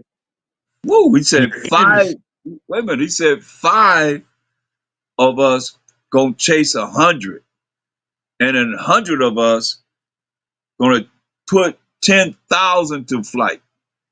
Hear that? 100 gonna put 10,000 to flight. Go ahead. and your enemies shall fall before you by the sword. That's right. So our enemies gonna fall before us by the sword. That's when we roll it with the Most High. Go ahead. Verse 9. For I will have respect unto you and make you fruitful and multiply you and establish my covenant with you. See there? He say he's gonna respect us. So how he respecting us and we not doing what he say do now? You're not keeping his law, statutes, and commandments. You have no respect for you. He said, I will respect you when you do what he say do. Make you fruitful, have a lot of children, and multiply you, and establish my covenant, his contract, his agreement with us, the 12 tribes of Israel. Agree here. Go ahead. Verse 10. And ye shall eat old store and bring forth the old because of the new. That's right. He said, hey, we're going to eat the old store and bring forth the old because of the new. Because the new going to be stacked in the back, and we have the old to eat, get it out the way. It's going to be continually, that new going to become old, and we put the new in the back. It's going to continually move like that, man. Continually. Go ahead. And I will set my tabernacle among you, and my soul shall not abhor you. They say he's going to set his tabernacle among us, the children of Israel, man. No one else, man. This is the Most High right here. He say, and his soul shall not hate us. Abhor me, he's not going to hate us. Verse 12. Verse 12. And I will and I will walk among you and will be your power, and ye shall be my people. Wow, man, you hear that? He say he's going to walk among us and will be our power. And ye shall be, we going to be his people. That's what he told us. That's why now get Deuteronomy 28, 1 and 2. That's all we have to do. This is the kingdom right here. This is what we looking at. It's going to be better than what he's saying here. He said our estate in this kingdom is certain, as we read it, but he said a estate that he's going to give us if we're worthy to make it to the kingdom is going to be better than this estate than it was that he gave us initially. But read this. This is what we have to do. Read this. Deuteronomy 28:1. And it shall come to pass, if thou shalt hearken diligently unto the voice of the Most High thy power, to observe and to do all his commandments, which I command thee this day, that the Most High thy power will set thee on high above all nations of the earth. See that? And all the, He said, if we keep the commandments of the Most High, He gonna set us where? I will set thee on high above all nations of the earth. See that? So all we have to do is keep the commandments of the Most High. This what the kingdom is about for us today. Why it's so important for us to come back to the Most High, first and foremost, and keep His commandments. Because He's going to set us on high above all nations of the earth. Period. Read. Verse 2. And all these blessings shall come on thee and overtake thee, if thou shalt hearken unto the voice of the Most High thy power. That's right, man. All these blessings going to come upon us if we listen and do the commandments of the Most High. And it's going to be forever and ever and ever and ever and ever. No more. I can tell us, get Revelation 21, how it's going to be. Because, we suffering now. A lot of us going through a lot of things. But understand, this was promised to us in Revelation 21:4.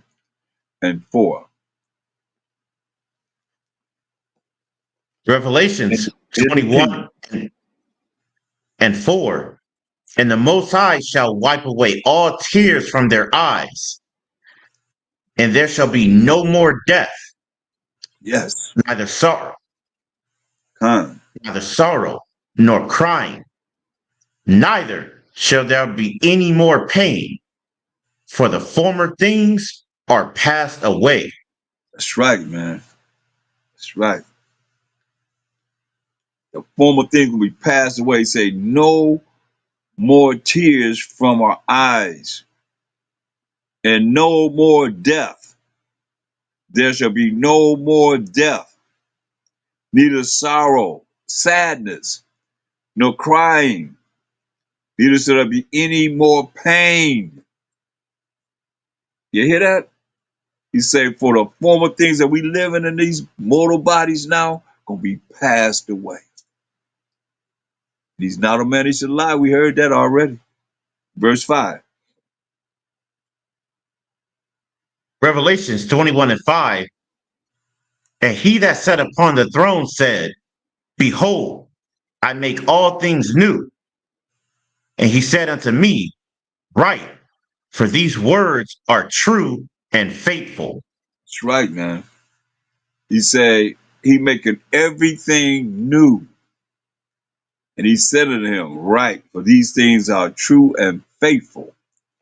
I love it. That's the future. And it's working to get there. No matter what obstacle comes in our way, we know that's the future. Look at Isaiah 66. So we talk about the kingdom. Go to Isaiah 66:22-24. Isaiah 66:22.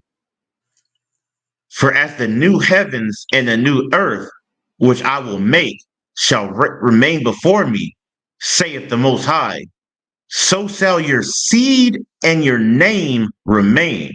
There are new heavens and a new earth, man. Not the fourth dimension where the Most High dwell, you know, but right here on this earth in the ozone layer, He gonna change it up, man. The Most High said He gonna make it, and it's gonna remain before Himself. Said the Most High, said, "So shall our seed." Remember, said a little one gonna bring for 1,000, and a small one, strong nation. Come on, our seed, the children that we have, and your name gonna remain. Read. Verse 23. And it shall come to pass that from one new moon to another, and from one Sabbath to another, shall all flesh come to worship before me, saith the Most High. You there? From one new moon in the kingdom, we're gonna still be honoring the new month. They put moon there, but it really should be month. One new month to another, and from one Sabbath to another, in the festival days also, so they are Sabbath days. He says, shall all flesh come before the Most High to worship Him. Go ahead. Verse 24. And they shall go forth and look upon the carcasses of the men that have transgressed against me, for their worm shall not die, neither shall their fire be quenched, You hear and what he they shall said? be Go ahead.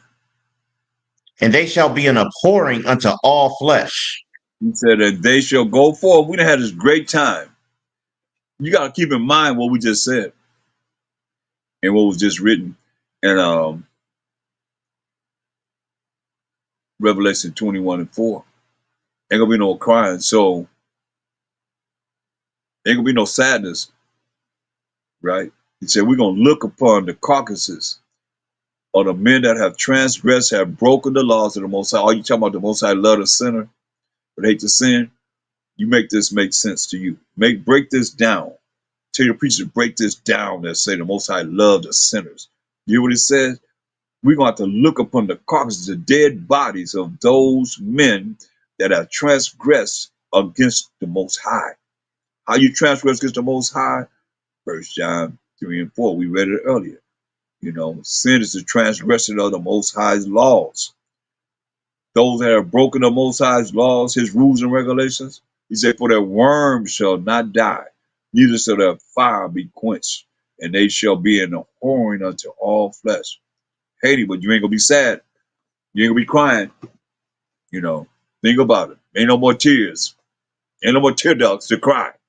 You're gonna look at it however you feel. It's not gonna be like we feel now, for real, right? But you say, hey, ain't gonna be no more crying, no more sorrow, no more sadness. We gonna hate to see it, but we gonna have to deal with it. And that's something that I believe will keep us in order. Think about it, that's the last thing Isaiah said. That's the very last words he told us,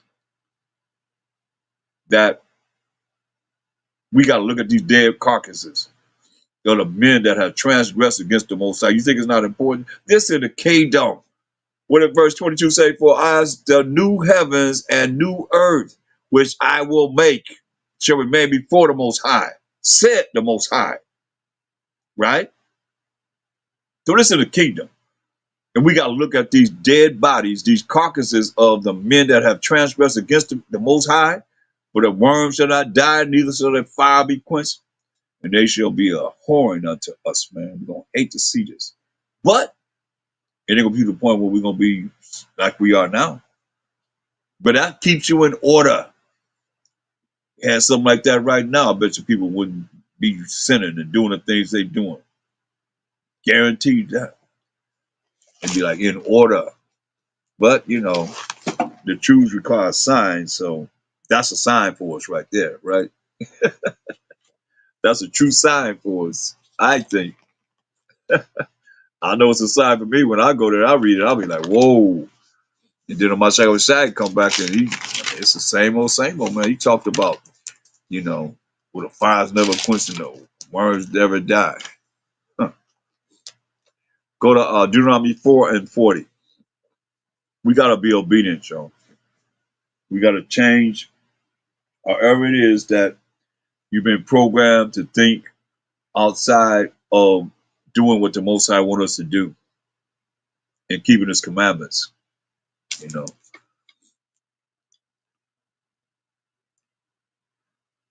Deuteronomy 4 and Deuteronomy, verse 40. Deuteronomy 4 and 40. Thou shalt keep therefore his statutes and his commandments, which I command thee this day, that it may go well with thee, and with thy children after thee, and that thou mayest prolong thy days upon the earth, which the Most High thy power giveth thee forever. Hear that? So he said we're supposed to keep the commandments, the statutes that the Most High commanded us that day, that it may go well with us. So this is what we're looking at over and over again, is coming back to his rules and regulations, man. So it'll go well with us. But how you gonna keep someone's commandments that you don't even know? You just said keep the commandments, but you don't even know him. And you really need to know him so it can go well with us. You say, and with thy children after thee. He's saying, and that thou mayest prolong thy days upon the earth, which the Most High thy power giveth thee forever. You see?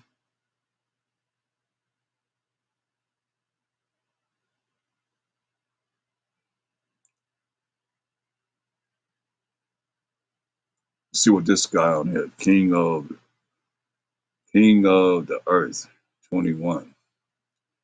But you say you want to obey the Most High, then slay the false Jews of Ashkenaz for the,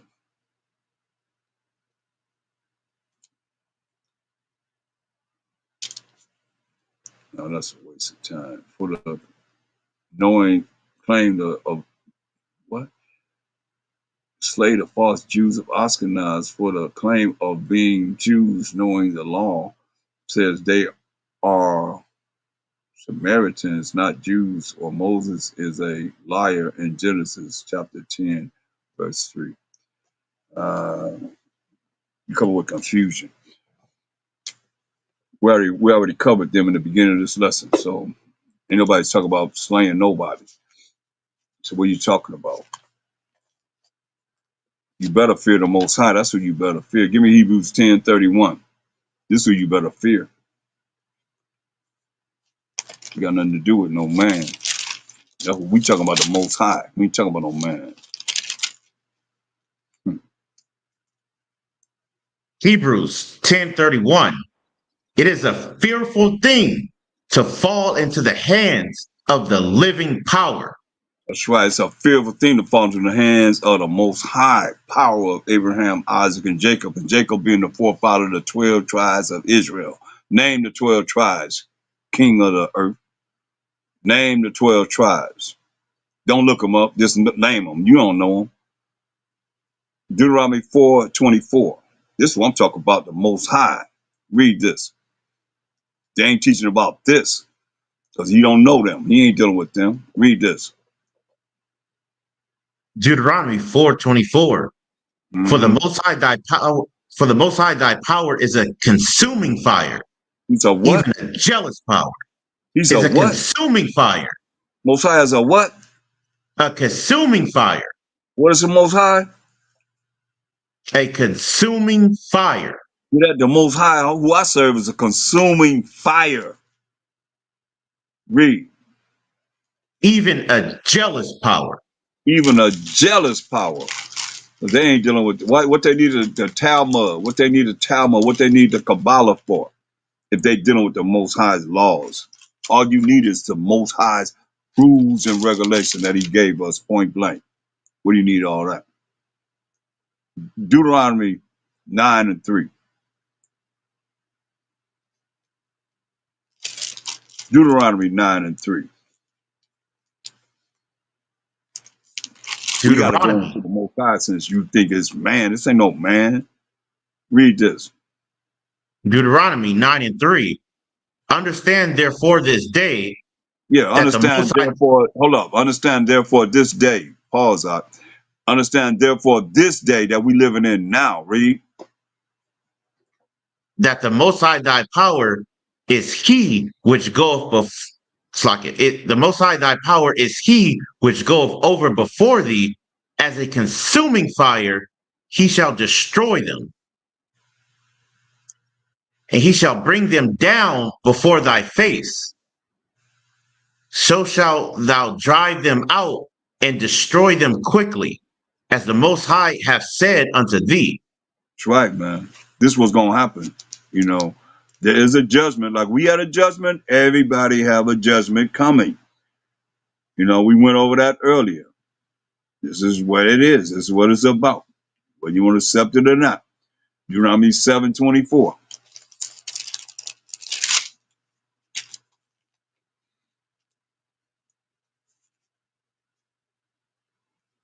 Deuteronomy 7:24. And he shall deliver their kings into thine hand, and thou shalt destroy their name from under heaven. There shall no man be able to stand before thee until thou have destroyed them. Hear that? That's the Most High we serve. Go ahead. The graven images of their gods shall ye burn with fire. Thou shalt not desire the silver or gold that is on them, nor take it unto thee, lest thou be snared therein. For it is an abomination to the Most High thy power. Now people done sold out, man, because they the ones that's controlling the money, man. The graven images, the dang what they using, like I said, all the nations are deceived by their sorceries, their witchcrafts that they have on the people, but not everyone. Their little graven images of their gods, their idols. We supposed to burn up, man, with fire. Say, thou shalt not desire their money, their silver or gold that is on them. Say, nor take it unto thee, lest thou be snared therein. And how many people trapped up in the system? You see what happens? They get caught up in the system, and that money just drive them crazy, doing all kind of heinous, acts that the Most High says not even valid for us to even speak out of our mouth. It's so terrible what they're doing. For it is abomination to the Most High thy power. Read. Verse 26. Neither shalt thou bring an abomination into thine house, lest thou be a cursed thing like it, but thou shalt utterly detest it, and thou shalt utterly abhor it, for it is a cursed thing. That's right, man. That's why you got to watch what you bring in your house, man, because everything's against us as the Israelites. Point blank. It's not for us, it's against us. Or somebody will be saying, well, we got to do something to help the so-called Negroes, African Americans, y'all call us. You definitely gonna call us Israelites because that's contrary to what you believe in. But who is it that cares about us? That's why the Most High said, Deuteronomy 7 and 10. This the Most High I serve. What'd he say? Deuteronomy 7:10. And repayeth them that hate him to their face, to destroy them. He will not be slack to him that hateth him. He will repay him to his face. Right, man. He say repay him to his face. He say he's gonna repay them that hate him to their face, to destroy them. He will not be slack to him that hateth him. And you can't love him if you're not doing what he say do. And you don't love his children, the children of Israel, the 12 tribes of Israel. He will repay them to his face. Point blank.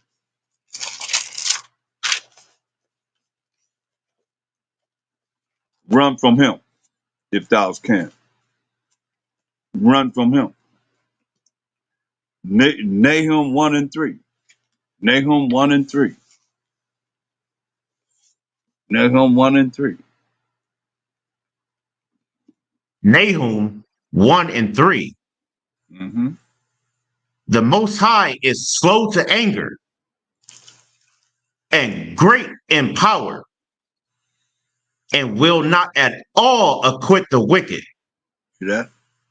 He say the Most High is great, the greatest in power. He said, and he will not at all acquit the wicked. Who the wicked? Job 9:24.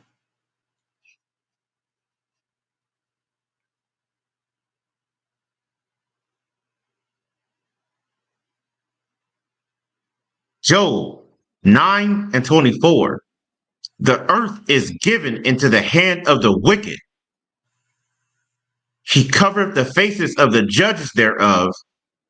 If not, where and who is he? Yeah. The earth been given to the hand of the wicked. He covered the faces of the judges thereof. Like y'all did this. Y'all cover the faces of the judges thereof. Mashiach Yahushai, the second in charge under the Most High.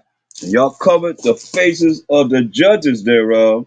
The Most High being the number one judge, the Holy Bible. You see, y'all covered the faces of the judges thereof. Look, open up the Bible. What do you see? Bam. What do you see?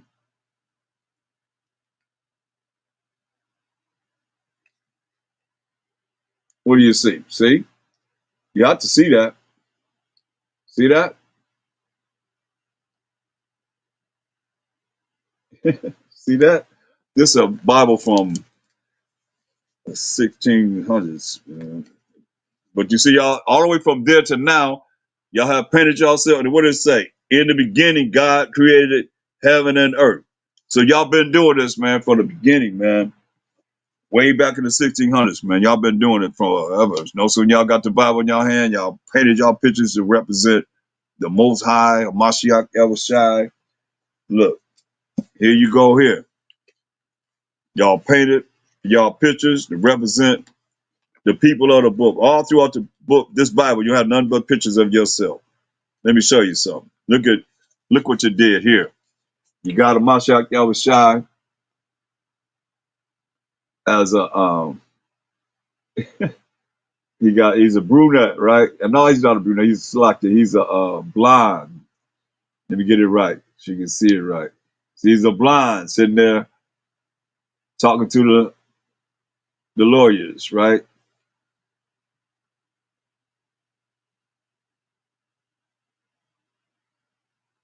You see him, right? He's a blonde there.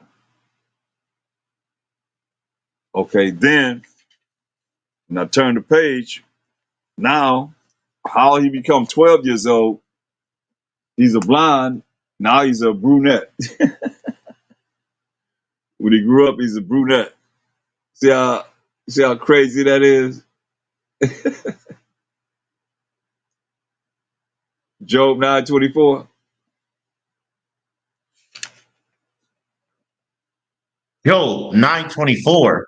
The earth is given into the hand of the wicked. He covereth the faces of the judges thereof. If not, where and who is he? Right.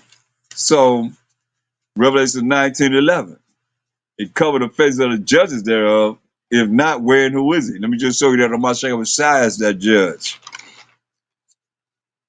That y'all cover the face up of and painting him that way until this day. You know, and that's a lie. Read that. Revelations 19:11. And I saw heaven open, and behold, a white horse, and he that sat upon him was called Faithful and True. This is a Mashiach Yahushai. He's called faithful and true. Read. And in righteousness he doth judge and make war. So he coming to judge this world in righteousness. And when you understand what the Most High has done, and which most people really, you know, of these other nations don't know concerning what the Most High has done in his plan of bringing forth judgment. Let's read St. John, the 5th chapter, and verse 22.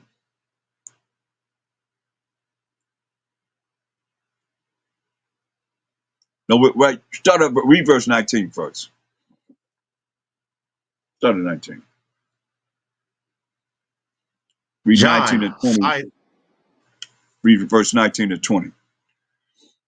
John 5:19.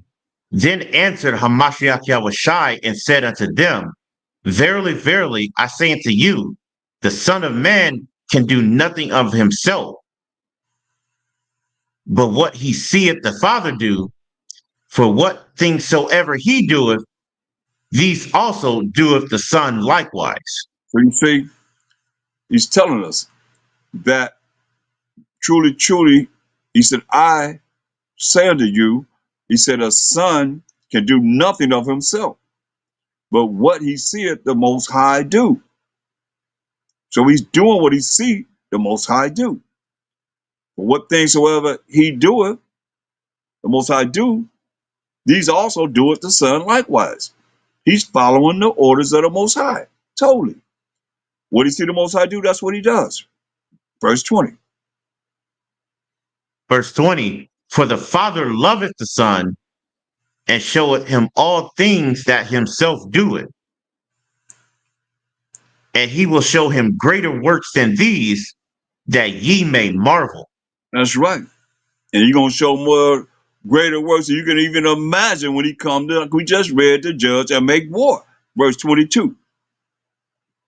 John 5 and 22, Uh-huh. for the Father judges no man, but hath committed all judgment unto the Son. That's why we reading in Revelation 19 and 11. Mashiach is coming to judge and make war, because the Most High have given all judgment unto him, and what he see the Father do, that's what he's doing. What he the Father say, that's what he gonna say. Read. That all men should honor the Son, even as they honor the Father. He that honoreth not the Son honoreth not the Father which hath sent him. Right, because get St. John 14 and 6. So you don't honor the Son, or Mashiach, you ain't honor the Father, because you don't know the Most High. You think you know him. People think they know him, but they don't know him, because he said this. And there's no New Testament when he's saying these words. Let's go back to the time he's speaking. There's only the law and the prophets. But prove me wrong.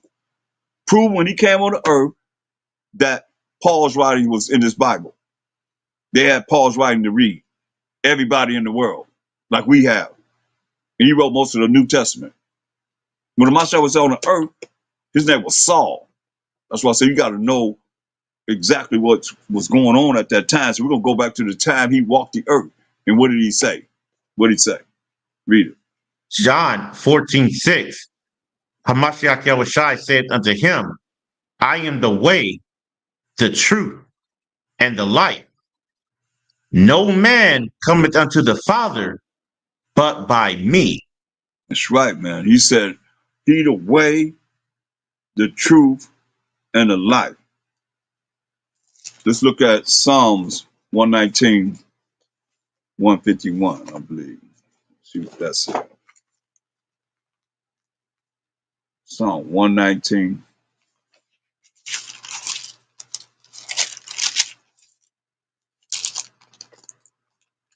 151. Psalms 119, 151. Thou art near, O Most High, and all thy commandments are truth. So the truth is the commandments of the Most High. The commandments of the Most High are the laws of the Most High. Get that in Proverbs 3 and 1. So it's going to come back to the commandments every single time, the laws of the Most High every single time. Read that. Proverbs 3 and 1. My son, forget not my law, but let thine heart keep my commandments. See?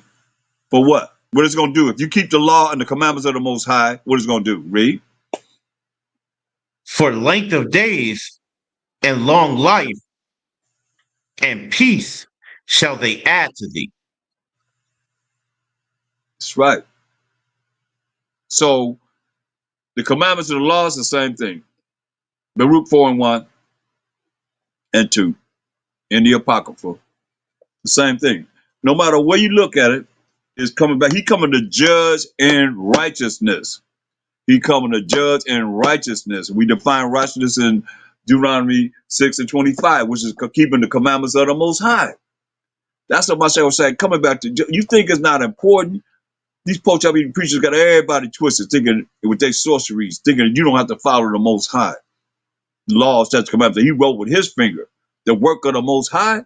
Oh man, y'all better reconsider, man. Read that. Baruch 4:1. This is the book of the commandments of the Most High and the law that endureth forever. All Go they ahead. that keep it shall come to life, but such as leave it shall die. Hear that? So the law and the commandments is forever. He said, all that keep it gonna come to life. That's everlasting life. Such as leave it, you're gonna die. You're gonna be part of those carcasses that we just read about. The last thing that Isaiah told us. Where the worms never die, the fires never quench. Because you have transgressed the laws and the commandments of the Most High. So now that we know that the truth is the commandments of the Most High. Now, what does the Mashiach said in St. John 14:6? He said, I am the way to show you how to follow the truth, because he was an example.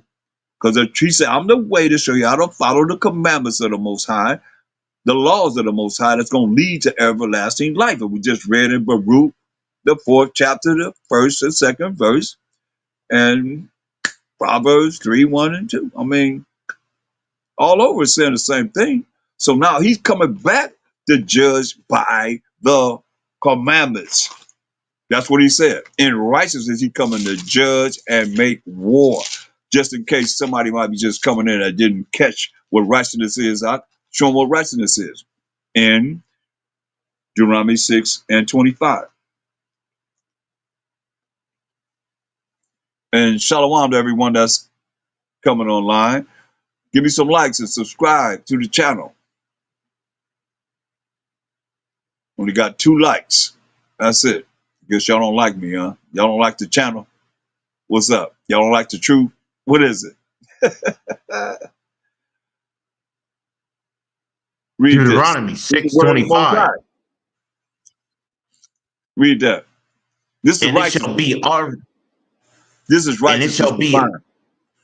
Go ahead. Deuteronomy 6:25.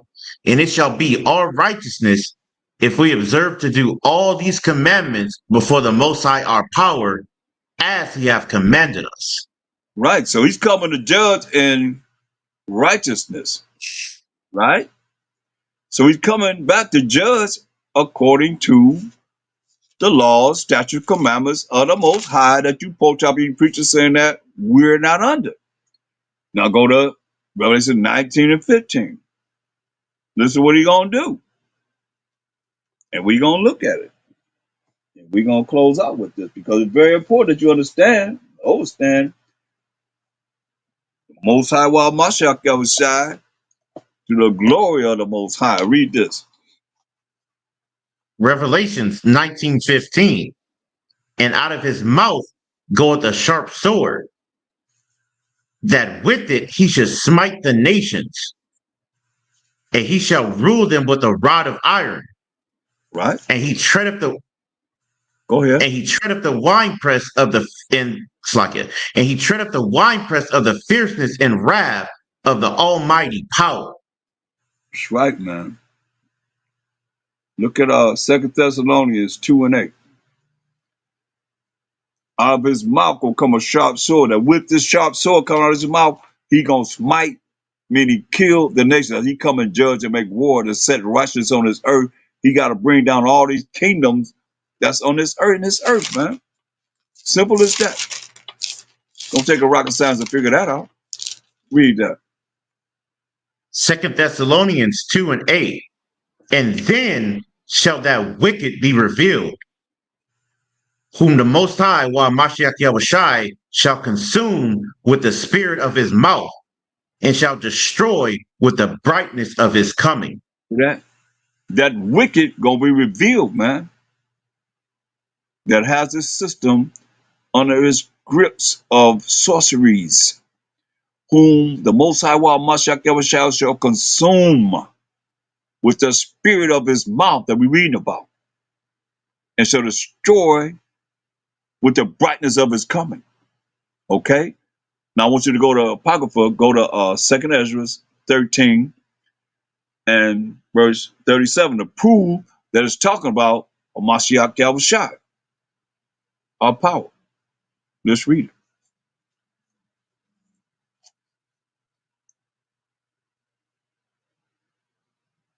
Second Esdras 13:37. And this my son shall rebuke the wicked inventions of those nations, which for their wicked life are fallen into the tempest. Hear that? This my son in the Old Testament, a Mashiach Yahushua, shall rebuke the wicked inventions of those nations that's in control of the system of running all these kingdoms. Every last king, every last president, everybody that's in charge. He's going to rebuke the wicked inventions of those nations which for their wicked life are fallen into the tempest, fallen into the fire. Read on. And shall lay before them their evil thoughts, and the torments wherewith they shall begin to be tormented, which are like unto a flame, and he shall destroy them without labor by the law, which is like unto fire. There it is, man. He's going to tell them what he's already do to them and killing them, putting them to death before he kill them. And he's going to bring them into this tempest that's coming out of his mouth. A lot of y'all think, this is impossible. But it's the Most High Son. Ain't nothing impossible with the Most High. And he shall destroy them without labor. How? By the law. Remember it said he's coming in righteousness to judge and make war. Righteousness is the laws and the commandments of the Most High, that he's coming to judge and make war. No different than what we're reading here. He's going to destroy them without labor by the law, which is like unto fire. Not only that, jump up to um, verse 5. This have to be prophesied for what the results going to be for those that are involved in helping this system to fight against the Mashiach Yahushua. They're going to fight against him. They're going to make war against him. That's why he coming to judge and make war. No kingdom ever came into power. No kingdoms, I might say, ever came out of power without war. Egyptians had their power. The Syrians came in. There was the next power. Who was next? The Babylonians took them down. Then the Persians and Medes took down the Babylonians. Then the Greeks took down the Persians and Medes. The Romans came into power. Same people, just changed the name. Then the Byzantine Empire came into play.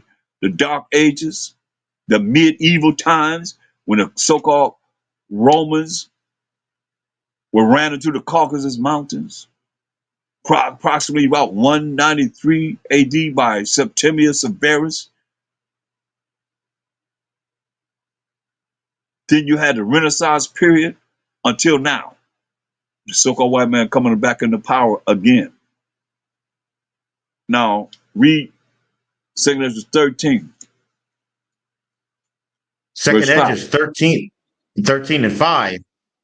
And after this I beheld, and lo, there was gathered together a multitude of men out of number from the four winds of the heaven to subdue the man that came out of the sea. Right. So this the army, the navy, the marines, the air force of every nation. They all together to fight on Mashiach Yahushua when he come out to this earth to judge and make war. A multitude from the north, the east, the south, and the west, of all directions of the earth. Read. But I beheld, and lo, Slakia. But I beheld, and lo, he had graved himself a great mountain and flew up upon it. But I would have seen the region or place whereout the hill was graven, and I could not. Because it wasn't a mountain. It was representing the northern tribes, the 12 the nine tribes. Come on. And after this I beheld, and lo, All they which were gathered together to subdue him were sore afraid, and yet durst fight. That's right. That's all the militaries of all these countries that's going to be together to fight on Mashiach Shai. They're going to be scared of him. He's coming into the angelic power, man. The power of the Most High. Like I say, the brightness of his coming, man. To judge and make war. And they're going to be scared, but yet they're going to fight because they're in the orders by the military that they got to fight. Read. Verse 9. And lo, as he saw the violence of the multitude that came, he neither lifted up his hand, nor held sword, nor any instrument of war. So he didn't have any instrument of war. You see how it go. Maybe he's going to smite them out of his mouth. Come a sharp sword, he's going to smite the nation, going to kill the nations. Here it is right here. This coming out of his mouth right here. This is what we talk about. Read. But only I saw that he sent out of his mouth as it had been a blast of fire, and out of his lips a flaming breath, and out of his tongue he cast out sparks and tempests. All this coming from the mouth, from his mouth. Come on. All this coming from his mouth. Read. Verse 11. And they were all mixed together, the blast of fire, the flaming breath, and the great tempest, and fell with violence upon the multitude which was prepared to fight, and burned them up every one, so that upon a sudden of an innumerable multitude nothing was to be perceived, but only dust and smell of smoke. There it is, man. He said he gonna burn them up, man. Nothing gonna be perceived but only dust and smell of smoke. That's the judgment that's coming. Well, everything gonna be, like he said, the earth gonna be at peace. No more militaries. Read. When I saw this, I was afraid. That's right. He said when he saw this, he was afraid. So I want to go to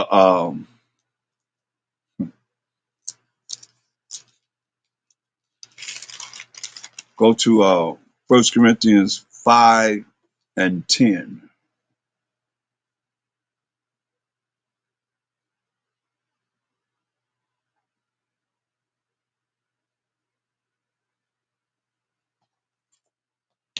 1 Corinthians First, 5. First Corinthians 5 and 10. Yet not altogether with the fornicators of this world. Second Corinthians 5 and 10. Salakia. 2 Corinthians 5 and 10. 2 Corinthians 5 and 10. For we must all appear before the judgment seat of a Mashiach Yahushai, that everyone may receive the things done in his body according to that he hath done, whether it be good or bad. So we must all appear before the judgment seat of a Mashiach Yahushua, because remember the Most High has given him all the power to judge as he would have judged himself. That's why he say he's not doing anything. What he see the Father do, that's what he's doing. What he hear the Father say, that's what he says. Point blank. So the judgment is from the Most High, but he's using the Mashiach Yahushua as the one that's going to bring the judgment to every last one of us. You're going to receive the things done in these mortal bodies. Point blank. Whether it be good or bad. What's good? Show them what's good. So you know you ain't running from what the Most High wrote with his finger. Until this day. Let's read that. Romans 7 and 12. Wherefore the law is holy, and the commandment holy, and just and good. Hear that? The law is holy, commandment holy, and just and good. That's what's good. So whatever you done in keeping the commandments of the Most High, you ain't running from that. He gonna judge all these nations by the law. He gonna put all these nations to death behind the commandments. Either you did right, he gonna be saying the commandment as he put them to death. He gonna put Israel together to death, like you said. Whether you done good, You kept the laws of the Most High, or you've done bad and not keeping the laws, statutes, commandments of the Most High. It's very important. Now, get one of my favorites before we end. We're gonna come back there. Ezekiel 22 and 21. Since y'all think y'all gonna get away with all the things that no, not Ezekiel, 22 and 20 and 20 all the way to 22. Let's read this. Ezekiel 22 and 20. Mm-hmm. As they gather silver and brass and iron and lead and tin into the midst of the furnace to blow the fire upon it, to melt it, so will I gather you in mine anger and in my fury, and I will leave you there and melt you. Hear that? Yea, I will Go ahead. Yea, I will gather you and blow upon you in the fire of my wrath, and ye shall be melted in the midst thereof. As Right, man. silver is melted in the midst of the furnace, so shall ye be melted in the midst thereof, and ye shall know that I, the Most High, have poured out my fury upon you. Hear that? You hear what it said? He said, as all these metals are put in the furnace and you blow upon it to make it hot as it can be. He said, that's how you're gonna be melting people when he come back to judge and make war. What he say? He just saying gonna be nothing but dust and smell of smoke. That's all that's gonna be conceived is dust and smell of smoke. That's why it behooves anyone to hear my voice and that's hearing, you know, the word of the Most High to take heed to what it is that is prophesied to come. 2 Corinthians 5 and 11.